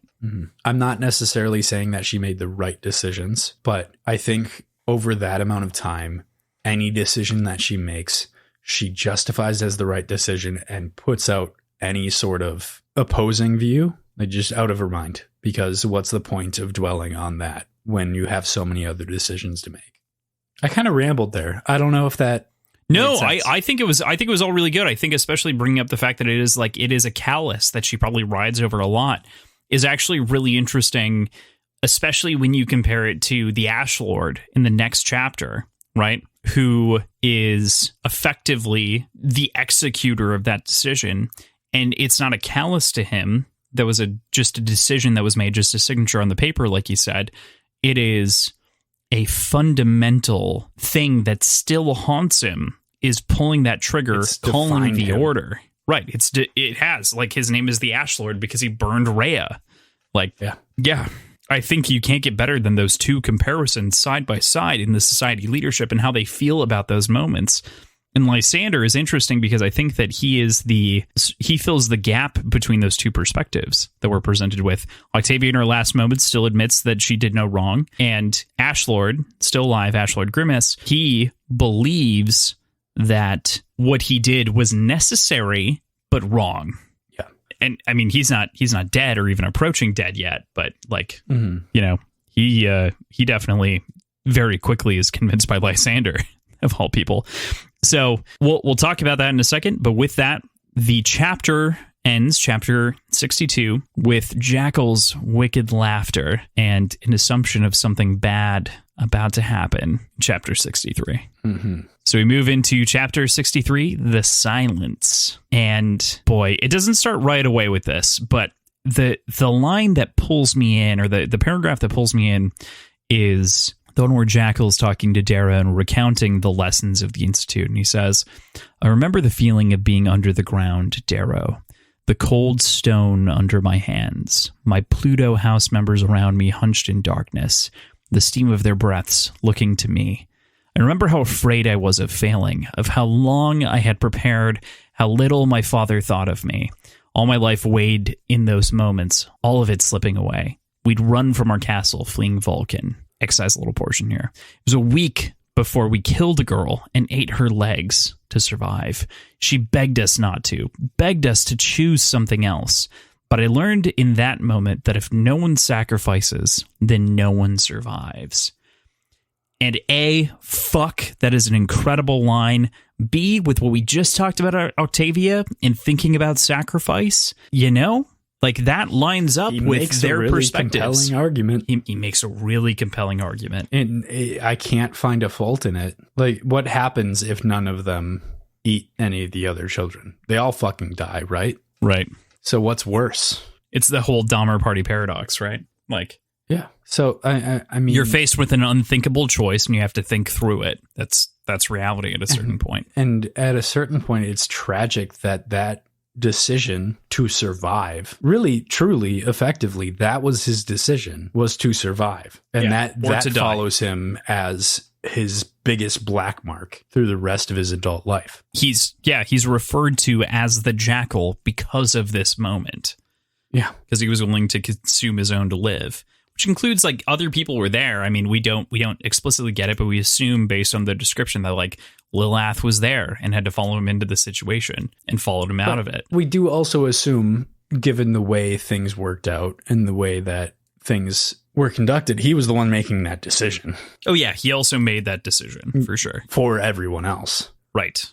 But at this, like, there's not a better decision. It's hard to, not hard to fault, but hard to argue with resorting to something unthinkable where the only alternative is death for everybody. Yeah, it's a one for the many attitude, right? Mm-hmm. Also, it's important to note, a less serious way, that this is a point in which Pierce Brown broke canon and added a 13th house to the 12th house structure of the Institute, which is Vulcan.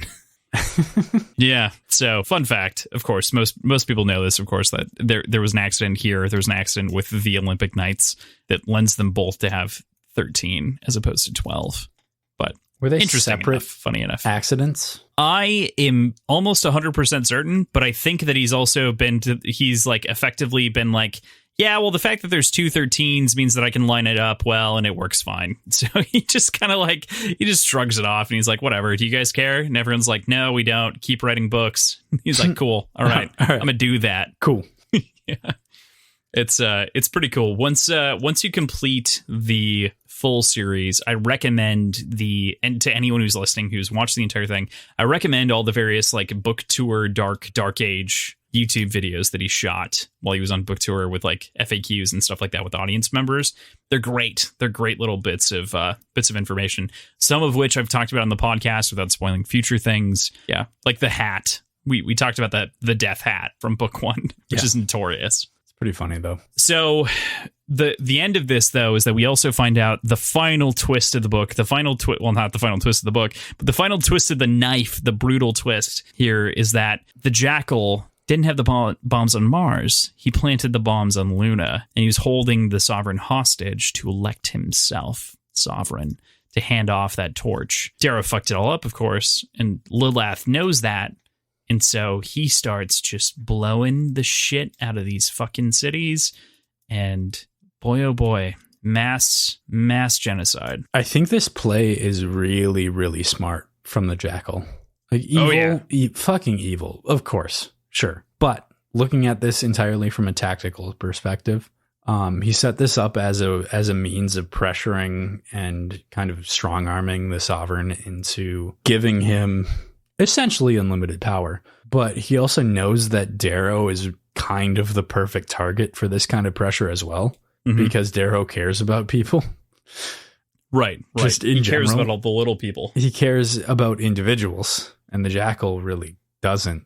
So, I mean, the actions are clearly atrocious and despicable and whatever other horrible term you want to put towards it. But it perfectly fits his character.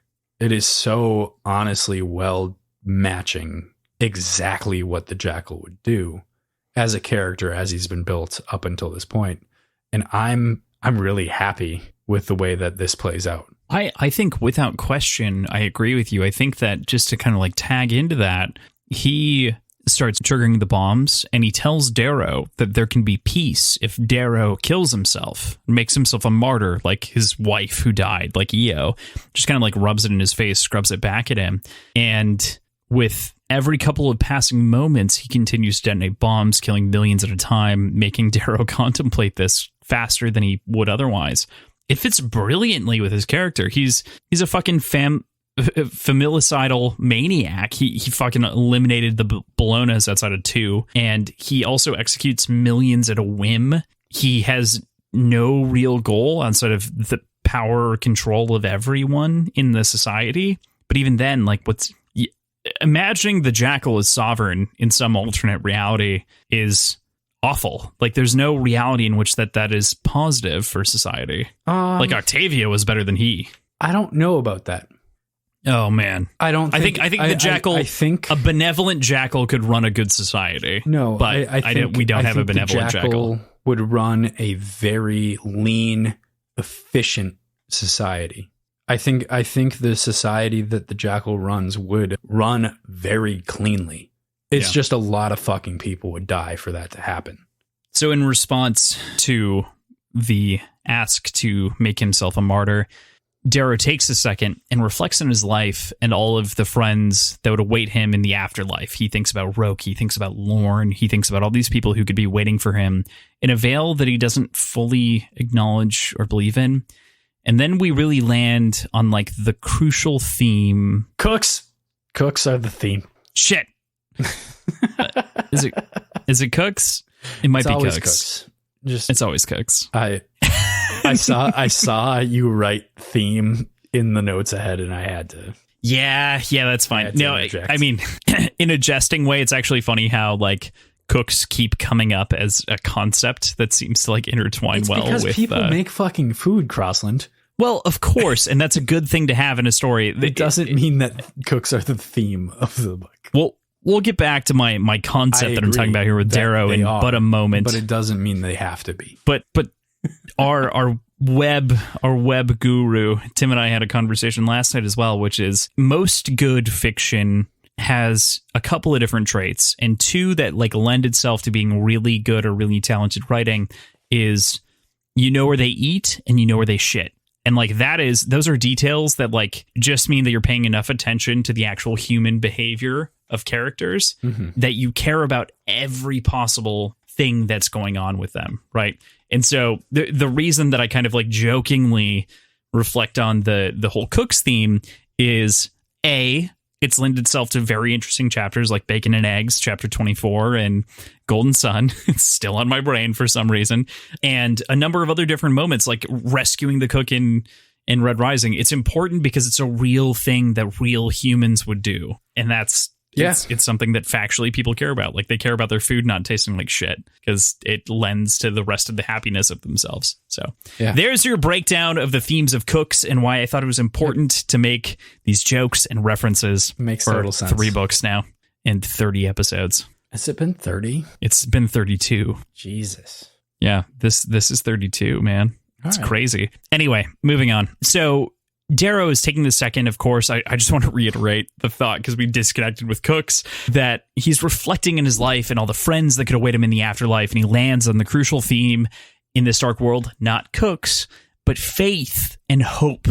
And that hope lost and faith lost, while you might lose the connection to the immediacy of a god or a spiritual afterlife or things like that he's lost over the course of the story, you can regain faith and hope in the people that you loved and having friends and this social network of important people to you, even in the darkest of times. And I think that what's so crazy to me is I experienced these stories for the first time well before the pandemic. And in post now, I can't help but look at that and be like, yeah, that's actually like what connects people, what matters the most, and is very, very important inside of this book and inside of life in general. So I love the theme of this book. It's kind of, it feels dark when you look at it at first, and it doesn't pay off until here when you're looking at it thematically. Yeah, I think because you lose friends, you lose those connections throughout this book, but you arrive at this place now where it's like all that matters is what I have. This entire sort of passage seems a little out of place, though. The tone and the pacing is entirely different, and obviously it's an internal monologue, but it doesn't blend smoothly with everything else surrounding it. That said, I think it's important, and I think it's a powerful message to be had here, and as you said, kind of ties everything together thematically. Yeah, I definitely understand what you're saying tonally. What I think is a good point of reflection here as well is that Darrow always has these similar kind of moments when he's on the edge and he's going to die, right? He always has these kind of reflections in the immediacy as to like, oh, EO, I need to live for the dream, or like, oh, X, like I need to do this. And he has these moments before that he's going to die. And so it kind of feels like it's that same sort of tense lead up, but instead of him surrendering to reality and maybe being saved by a friend or any other sort of intervening moment, he takes action for himself and realizes that he can own the moment. Yeah. Because the jackal pressures for a swift answer and gets a no. And one of the grossest, most gruesome moments in the original trilogy occurs here. The last time I pinned him down, I took the wrong weapon. What are hands to a creature like him? All his evils, all his lies are spun with the tongue. So I grab it with my Helldiver hand, pinning it between my forefinger and thumb like a fleshy little pit fiber that it is, and with a great pull, I rip out the tongue of the jackal. And god damn it, that description of him writhing there is just shocking. Yeah. Shocking and satisfying and cathartic. But I was on edge the entire time after that moment, curious if something like that would trigger a mass detonation. Yeah, and I think the reality is like Darrow could have killed the connection with Lilith, right? Like that's even mentioned. Like he could have killed it, but wanted her to hear that he was still alive, but that he was in pain, to like reflect that back to her because she is so obedient. I think that would have been even worse. I think killing the connection definitely would have triggered something bad. I agree with you, and I think that it was good to keep it open. Of course, I think that was actually the better decision. Doesn't mean that it didn't hurt her any less. Oh, yeah. You know? Oh, certainly. As we mentioned, Lilith keeps activating bombs. They're unsure of what to do. They being Mustang, Cassius, and Darrow, and Severo, until little boy Lysander chimes in to help them save the day. He calls the Ash Lord on his digital holophone, convinced the Ash Lord by his young little 10-year-old godson. He turns the fleet on Lilith's ships with the Howlers, with the Rising, with Victra, everyone else that's in charge of the fleet, and Orion to save as many as possible as they can to get to that ship that Lilith's on. This is a surprisingly good and surprisingly tactical decision for a fucking 10-year-old. Yeah, that's interesting. Is it interesting? It's not interesting. That's just he's a fucking 10-year-old. His name is Lysander Alloon, and he's a 10-year-old. Feels like if he's being this tactical at 10, maybe he's important in the next book. Maybe you shouldn't let him live. I agree. Entirely. Yeah? Yeah. Yeah? Yeah. With that, chapter 64. And another Hail. shot. And another shot. This is our third shot. This is the final one. We only have 2 more chapters to go and the epilogue. So we can do it. We can do it. I've got this is a long episode, but this is the end of the fucking book. So is the end of the trilogy. Well, I'm talking about the Mint drink Julep. that I'm drinking. It's the Mint Julep. This is the Mint Julep. Yours is some sort of bastardization. That we are going to call it in celebration of this book because the Mint Julep has like a history with Kentucky. Yeah. And the Derby and the races. We're going to call this one the Mustang. All right. This drink is the Mustang. It's actually pretty good. I would actually drink this again for the record. It's a mint julep with lemon and vodka. Yeah, lemon and vodka added to a mint julep. All right, it sounds fucking awful, but I don't know the proportions, so I'll need to see like how much of everything you put in there. Imagine you made a lemon drop, right? Okay. In a cup, and then you added a mint julep on top of it without realizing what you were doing. That's what I did. You mixed a lemon drop and a mint julep. Yes. Okay. Except for I also fucked up the lemon drop, right? Well, no, I didn't. No. So it is a lemon drop, not a lime drop. But yeah, that's basically what happened is my lemon drop and my mint julep ended up in the same glass. I will let everybody know that Crossland initially also fucked up in that he thought that mint juleps had lime in it. Chapter 64, hail. We have to take a shot. I just Cheers. did. Oh, well, all right, fine. Cheers, myself. I did while you were complaining about how bad you are at making shots. It's fair. Okay, chapter 64, hail, like PJ said. And with that, the tension finally begins to wind down from the high moments of the beginning of this. We're finally in the kind of falling action of the plot. So we get a moment of humor here in the next chapter where Severo, for a moment, is the butt end of a shit joke. It would have been devastating. It would have been horrible. But how fucking perfect would it have been if Severo actually died of a heart attack right here? I think I would have been so mad. Like, ultimately, the fake death did kill you. And you died of a shit joke. Oh, no. That also would have been terrible. If you pull out the shit joke, if you pull out the, like, he shit himself when he died thing, I think it would have been better. I could have lived with it. But, like, not for Severo. But that also wouldn't be realistic. Yeah. Not for Severo. That would have hurt. That would have hurt. It hurts right now to think about. Fair enough. There's a tense moment here during the transition of power as they approach the senatorial chambers.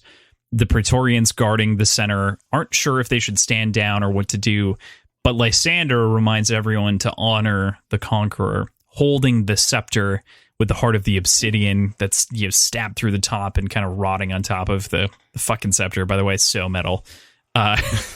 Crazy. And she ends up walking her way into the senator room, talking everyone through what the process of power, the transfer of power should be, those who should vote aye and kneel to the rising and everything else. And Cassius and Darrow are the first to kneel, of course, and then a majority of the senators kneel, agreeing. Some abstain, but nonetheless, Mustang, our leading lady, is crowned the sovereign. I think of literally everyone that we've met this entire trilogy.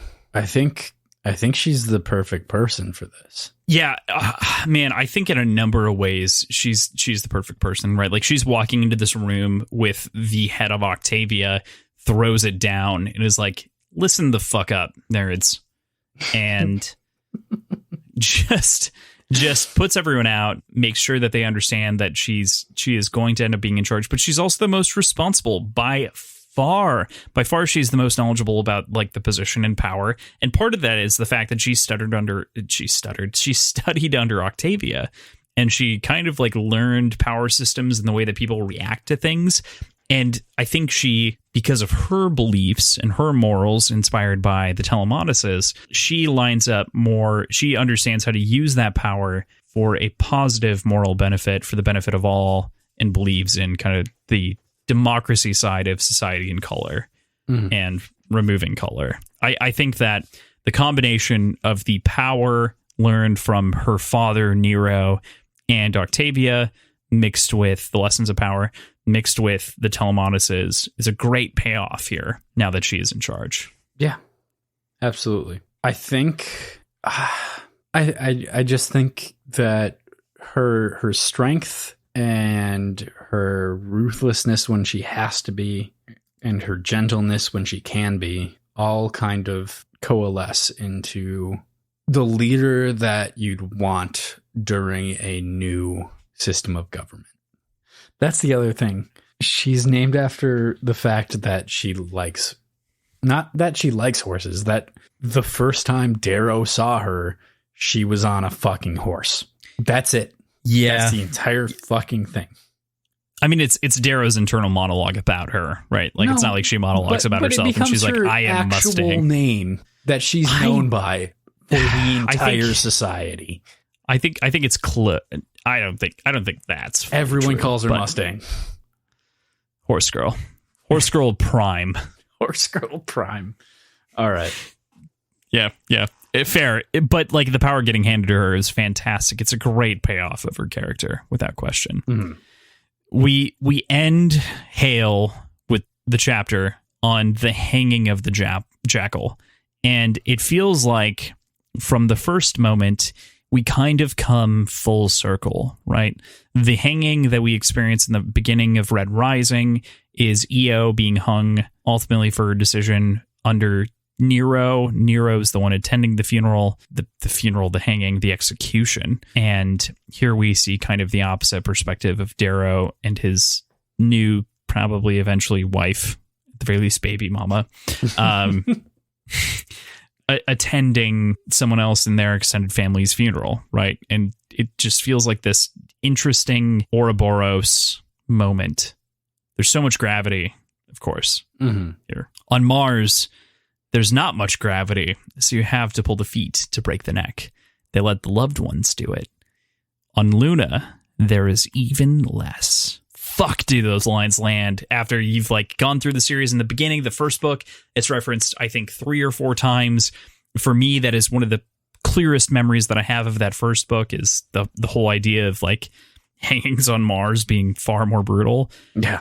But the jackal dies as Mustang twists his feet to break his neck, showing him that he was loved even at the end. After like waiting for a while, though.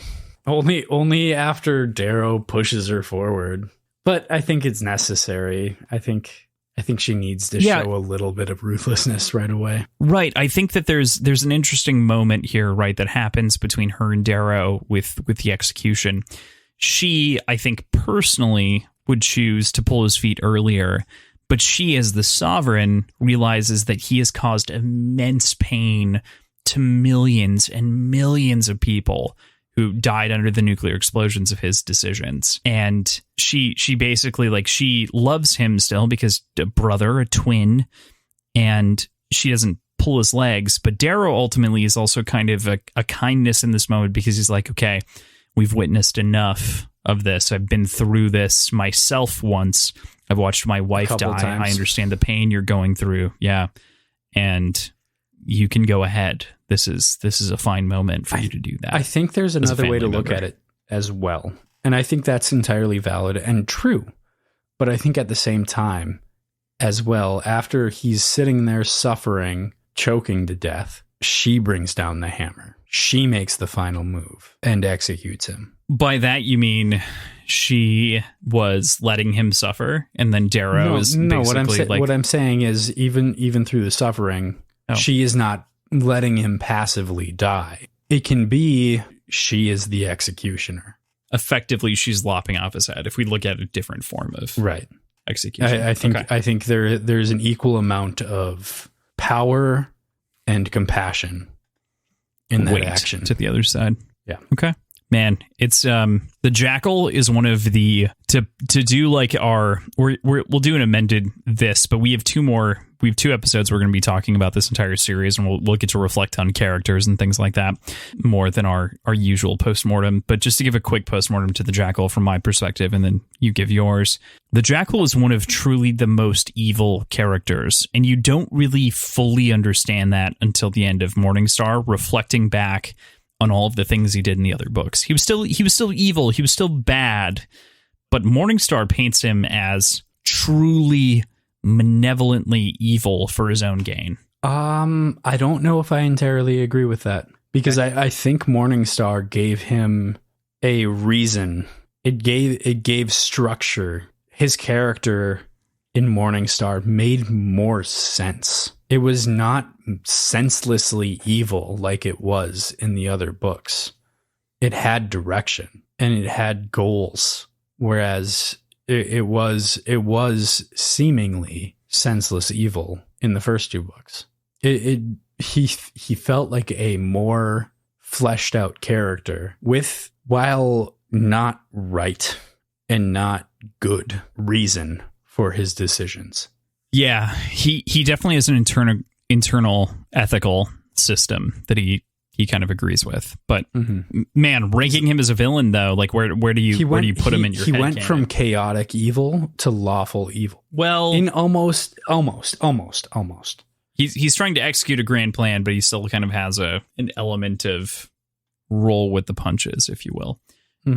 That was my clarification is strictly for Celine, who I know will tear me apart. Yeah. If I let that air. I think I could make a good, given more time and given some time to research it, I think I could make a good argument for him being lawful evil. Okay.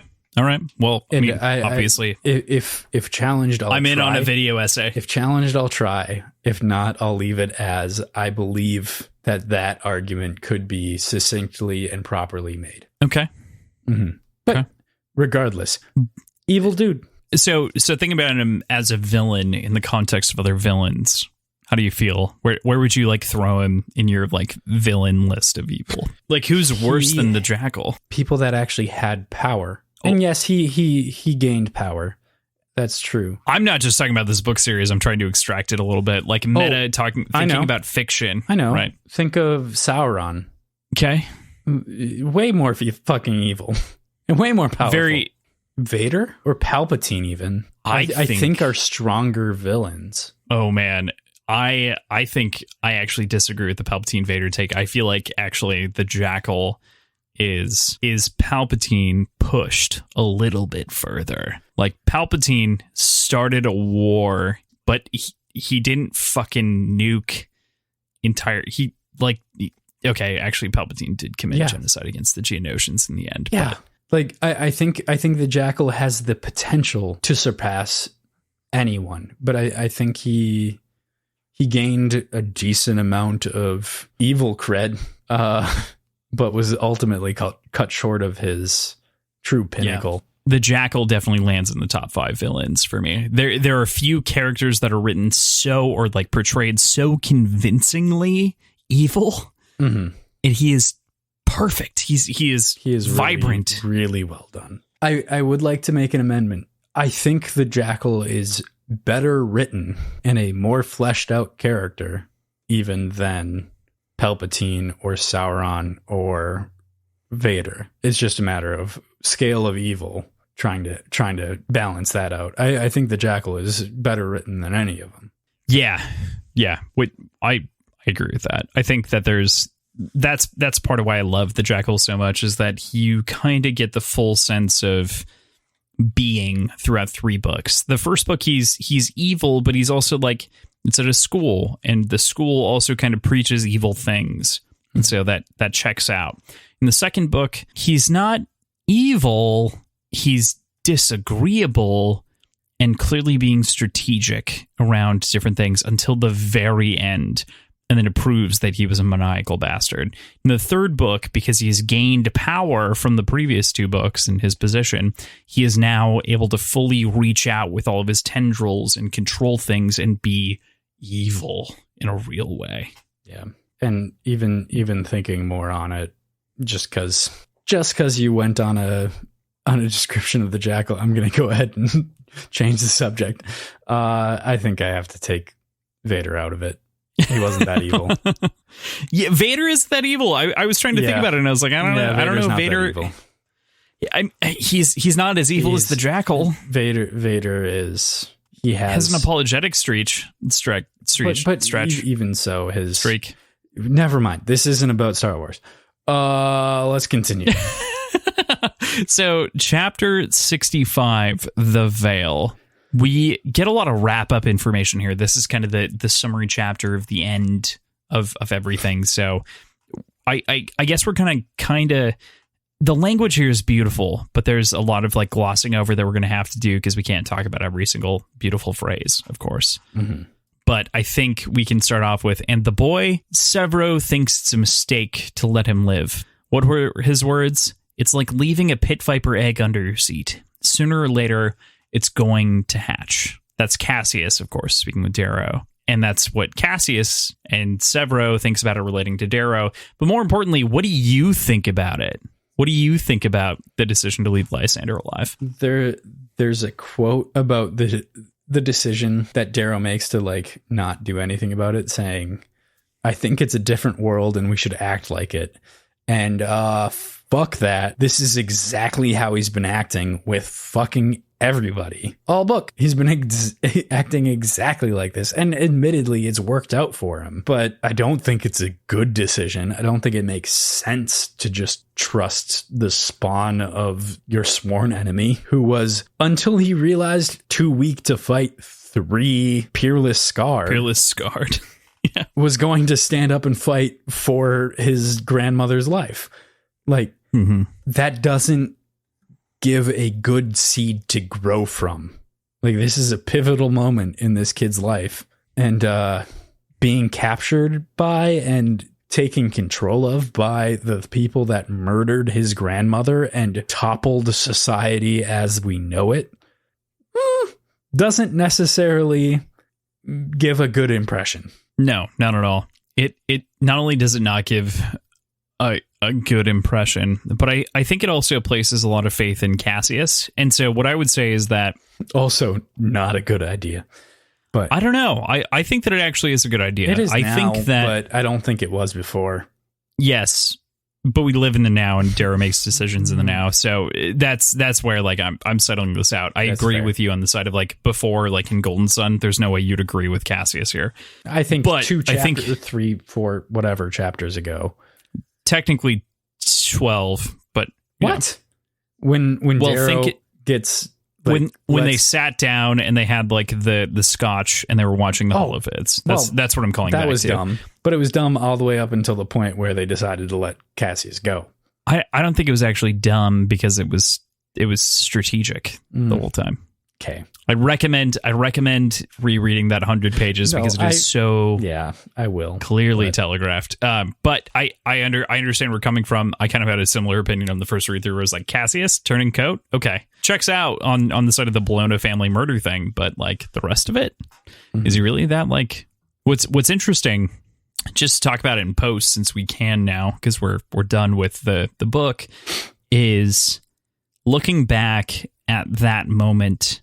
Without knowing about the Bologna cube of all the murders, right?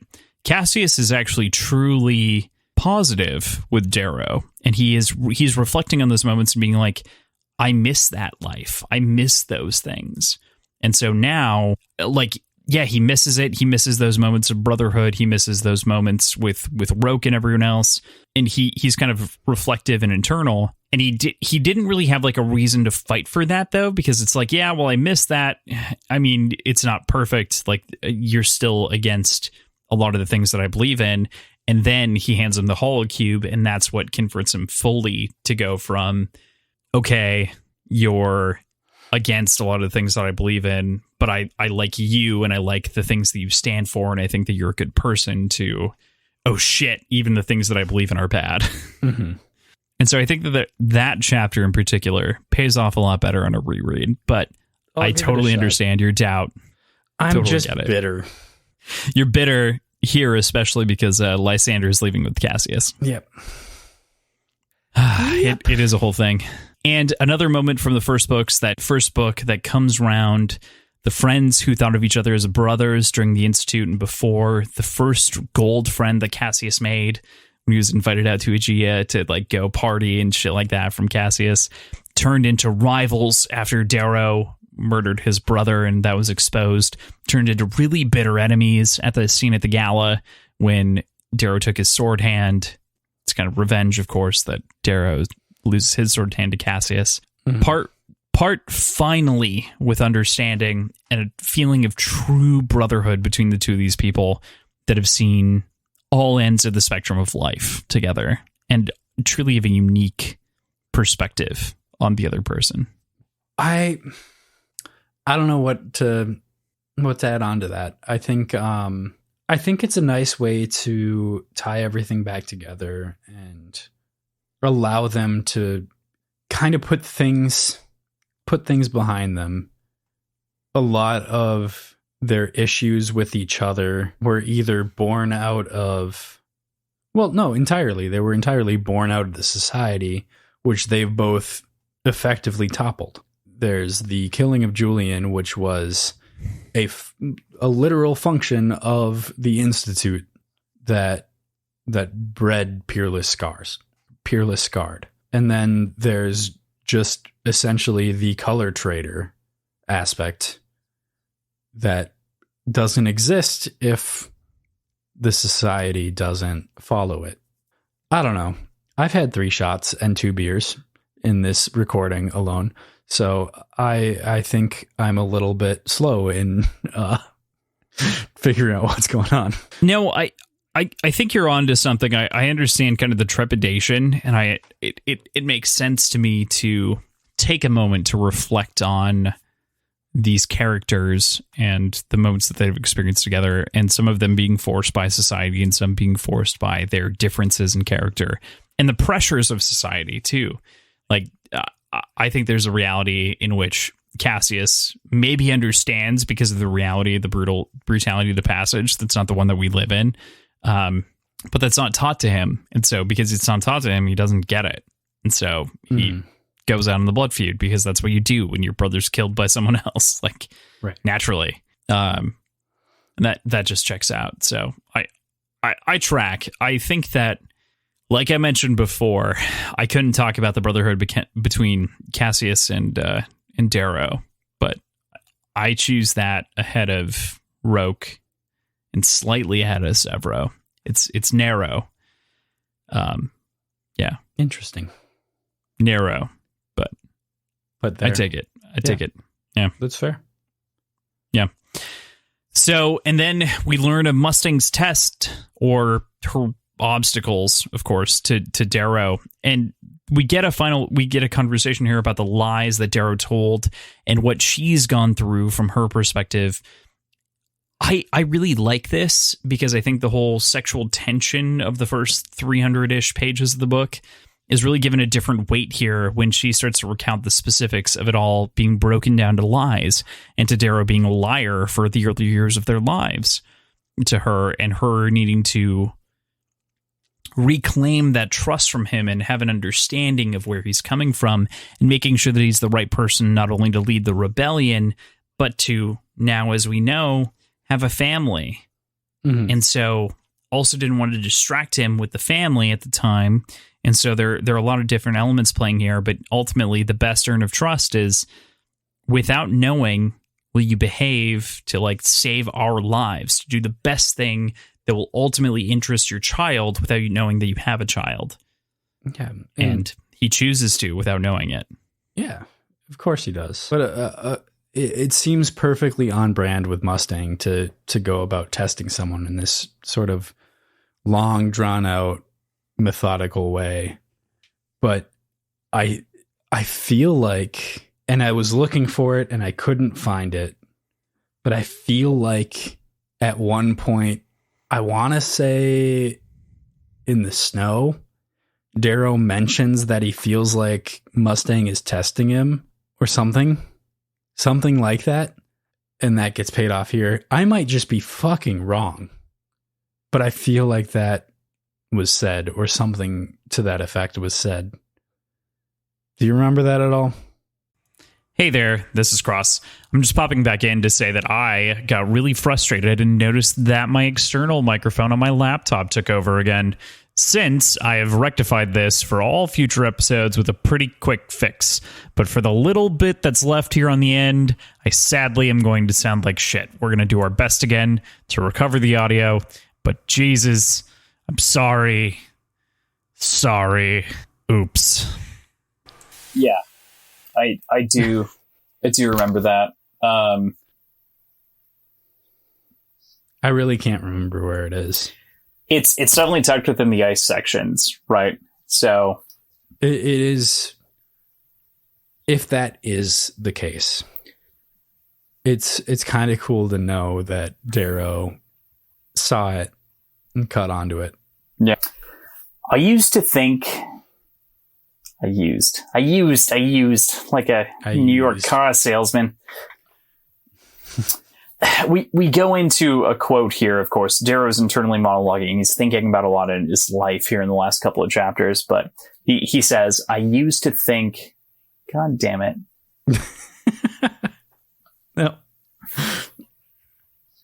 I used to think the life strands of my friends frayed around me because mine was too strong. Now I realize that when we are wound together, we make something unbreakable. And it's so great in this moment because all of his friends, all of his family, Sophocles even is on Earth and everyone's landed. And there's a surprise kind of teetering here on the edge of this moment. And that's interesting. It's different. I think what this is really saying is that Earth is truly number one in the solar system. Is it though? Anybody who shows up there is better than anybody else on other planets. Okay, maybe. I want to feel good about myself sometimes, Crossland. I live on Earth. That makes me better than everyone on the other planets and moons. That's fair. And finally, to end the story, Darrow meets his son, Pax. Pax Ow of Lycos. Oh, man. Would it be Andromedas, Augustus, or of Lycos? No, of Lycos. I don't think it has the same ring to it. And he's going to be pretty small for a gold. Because his spermies are red. What a good end to the story, though, right? Like, Darrow has a son that's already over a year old at this point that, like, obviously he's missed, like, some formative moments, but he kind of stumbles into being a father, which is something that he always wanted. It's true. It was a pretty formidable, crushing moment when you realized that Io was pregnant when she was executed. Yeah. It brought up a lot of resentment for Io. Mm-hmm. Because she didn't talk about it at all. Because she didn't act more... Because she knew and didn't act more responsibly. Yeah. It's tough for everyone involved. Mm-hmm. So from there, we move from the end of the book into the epilogue. Which is the end of the book. Which is really the end of the book. Let's be real. Why is there separation here? Why is this? Epilogue should be like teasing the next thing, you know? And it kind of does, but like... It doesn't. Does it? I don't know. I haven't read the next thing. True. So at the end here, my people needed a sword, not a father. But now, for the first time in my life, I can be both. I think that that's a great moment of reflection for Darrow, right? Yeah, exactly. Like you mentioned before, this is one of the things he's always wanted to be is a father, and one of the driving forces in his early time after realizing that he was supposed to be one, keeping him kind of going. I think it was a little bit crushing and introduced a little bit of despair, but I think ultimately made him stronger. It did. It was ultimately a big point for him, of course. What's going in the idea of like this massive loss going into the gala and deciding that he was going to bomb it and then changing his opinion within the gala itself is a crazy revelation between the fact that Io had a kid and everything else. You know, it's just, how do you deal with that? So the last chapter is mostly quotes that we're going to be talking about, but this war is not over. The sacrifices we made to take Luna will haunt our new world. I know that, but I am no longer alone in the dark. So given that context and the way that's written, do you think he's still in the dark and just not alone anymore? Or do you think it would have been better to write it something along the lines of my friends pulled me out of the dark? I think that this kind of implies that they're all still in the dark, quote unquote, but at least not alone. Yes. Agreed with that final sentiment, right? Like they're not alone and they're facing a potentially dark age. That's 2 books away. We can't we can't talk about that. But I think that it's interesting because I do think that it kind of precludes the fact that the future is maybe a bit grimmer than they thought. But at the very least, finally, Darrow has built trust and faith and in other people and has as well accepted the trust of other people and accepted the loyalty of the people around him. He's no longer questioning everything in the same way. I think you could also look at it a little bit differently, which actually ties into another quote that you have written down, but I'm going to use it against you a little bit. Sure. I can be a builder, not just a destroyer. Io and Fitchner saw that when I could not. So taking that and applying it to the sort of darkness thing, they are in a sense of unknowing. They are in a place where it is unclear how to move forward. But Darrow has the ability and the position to build the path ahead, to forge the future. I don't think that you misplayed that at all. From my perspective, I think that I agree with that. I think that in the darkness, he's now realized that it's not him alone and that he can forge a future, that he can build a future, and that he doesn't need to break everything. He's broken the chains, right? He's broken the immediate chains. And now it's not about breaking anymore. It's about creating the next thing. Mm-hmm. So if this first trilogy is summed up, it's rebellion. And this paints the picture of the next trilogy being about what do you do after a rebellion? Right. Just a general concept. Like it's not speaking to exactly what it is, but like it's painted. Answer. Right. Of course. It's painted in this one line as like, what do you do after you've kind of created, like you've broken. Yes. But he's not just a breaker. He is a builder. He can be a builder. So I think that feeds back into the thematic elements here. And just like that, the trilogy ends on a thematically similar moment of course, EO, and a reflection on everyone that's lost and all the friends that Darrow has, and the idea of live for more. And that's it, man. We did a fucking trilogy. We did 30 episodes plus. Like, wow. It's pretty cool. Pretty cool, man. It's not so like witness this plot line. I think that in place of predictions, I kind of want to just get your general feeling on we're going to talk about this over the next 2 weeks, and we'll talk about the next couple of weeks in a second here. But I think I want to hear just a quick thought on this book, the trilogy in general, how you feel, being resubmerged in storytelling in a new way, book reading, everything like that. What are your feelings at the end of all this? Oh man. That's hard to put into like a sentence. It's not succinct for sure. No, not at all. All the feelings are good. I feel like I wish I had even more time to sink into this. I'm having a blast. I am having so much goddamn fun with these books, Crossland. You have no idea. Yes. So like this is some genuine enjoyment and genuine stress too, which I think makes it even more fun. I'm really happy. Overall, I'm really, really happy, and I'm excited to keep reading. I think we talked about this a little bit today, but we are in sort of a unique position where we are intentionally giving ourselves cliffhangers and intentionally over-analyzing things that maybe don't need to be analyzed so much. Yep. That I think, like Severo's death and then regeneration, rebirth, revival, however you want to call it. I think had we not left a week and a half of me, like between when I read the first chunk, like read when he died to when I read when he got revived, there was a week and a half in there, and there was a ton of examining what happened that I felt like had that not been the case, it would have been a little bit underwhelming, honestly, because it's really 10 pages, something like that. Yeah.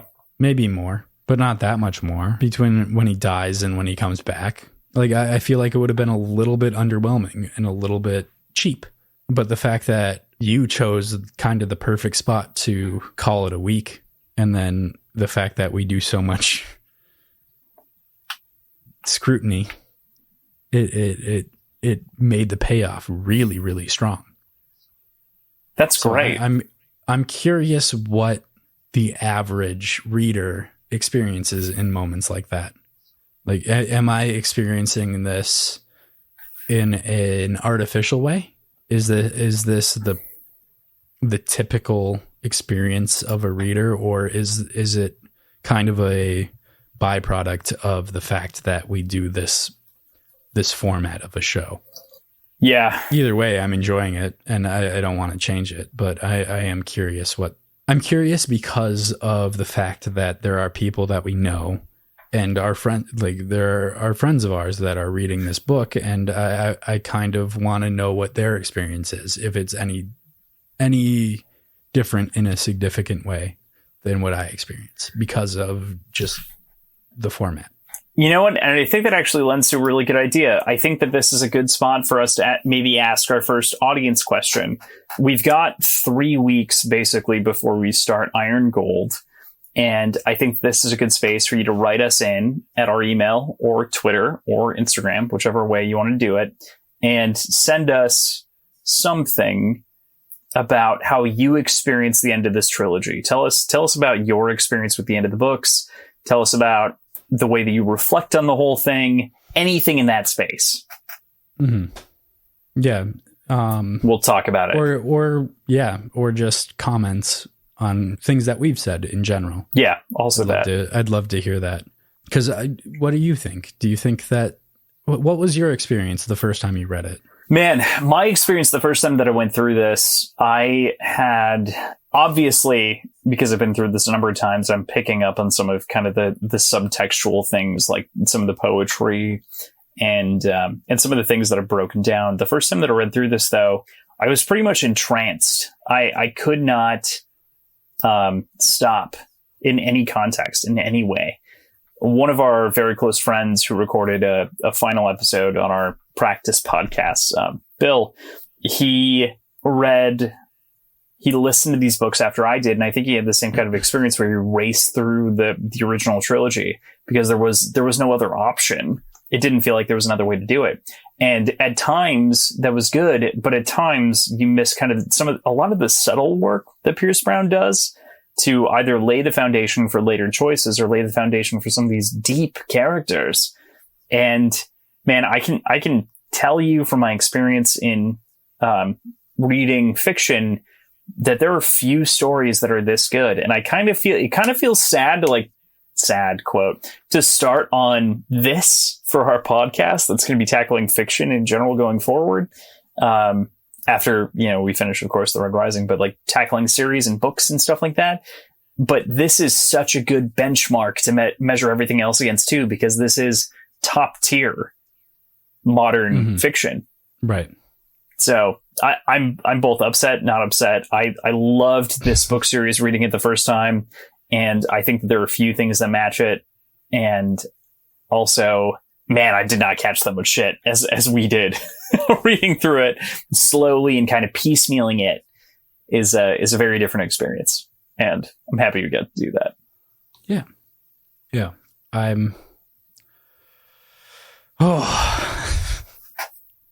There's a lot of feelings, man. Yeah. I'm excited. Anything else on this book? Not at the moment. Fair. So with that, let's talk about next week. So next week is going to be interesting, and maybe the rest of the month is the way to paint this, is going to be interesting. So next week, we are going to have one episode released with a guest, one of our friends, Kyle L., who is a fellow newbie to this series, hasn't read the sequel trilogy at all. He's exactly where you and I are at right now in our read through, and it'll be good. We're going to reflect on Morningstar on the whole, dream between the two of you and me about the future of where the series goes from here and some of the different things that are planted, talk about favorite characters, things of that nature. Kyle is a photographer. He does a lot of work with Red Bull, as well as a number of very kind of extreme and incredible athletes inside of New York and around. He's a brilliant photographer. You can find him on Instagram. I'm sure he'll talk about it next week, but he is a super cool dude too. And also so smart. He's a Kurt Vonnegut fanatic and a fiction and moral aficionado who has been a great, a strange transfer of an early elementary school friend into late life. And it's been interesting, but yeah. We'll talk about it more. So he's going to be our first episode next week. Yes. I'm looking forward to that. Following week, we'll have a short story episode like we've been doing in between books, as well as an episode wrapping up the entire Red Rising trilogy with some special guests, Ben and Erin from HowlerPod. Yes, the original Howlers. They're in the fucking board game, dude. Like they have their own card. Really? Yeah, with a board game with Pierce Brown. Yeah, so there is a board game. I kept it away from you because there are some like kind of spoilers for the original trilogy. Okay. But literally, they are a card with Pierce Brown. Like they're the Howler card. It's the two of them and Pierce Brown's face. That's so cool. So cool. They're great. I'm actually like actively sad that I can't recommend their podcast to you, PJ, immediately because they talk through Iron Gold yet for most of their early episodes, which, relates to obviously we're going to cover next. But honestly, I think they did a great job kind of exploring chapter by chapter with kind of a spoiler way wherein we don't spoil the future. We're different in that way, but I'm so excited to have them on the podcast. It's going to be a great time. Good. I'm really excited for it too. You haven't heard them yet, so it's I haven't. They're not at all. Right. They're good. You're going in blind. A little bit of correspondence over Instagram direct messages but mostly that's you talking to them and me kind of like, hey, I'm here too. Yeah. By reading the messages. So that's been my interaction. They're generally well lubricated during their podcasts, so they're very comfortable with our environment, which is wonderful. So it'll be a good time. Good to hear. Good to hear. But now you guys all know the drill. This is where I'm going to talk about how you interact with us on the internet. So obviously we've got a website, wordsandwhiskey.show. We are on social media on Twitter and Instagram at wordswhiskeypod. If you are listening to us on any sort of mobile or stationary device that connects to podcast ethers, you're welcome to leave a review if you are so inclined. But the biggest, best way to kind of help us out is just word of mouth, letting people that you think would like us know about us. With that, I'm going to leave you for the week. We love you all, and any interaction that we might have with you in the future will be appreciated and reciprocated. So I'll kiss you on the mouth if you kiss me on the mouth. Vaccinated first. I am. Well, there you go. There we go. So, all right. Hail Reaper. See you next week. Omnisphere Lupus.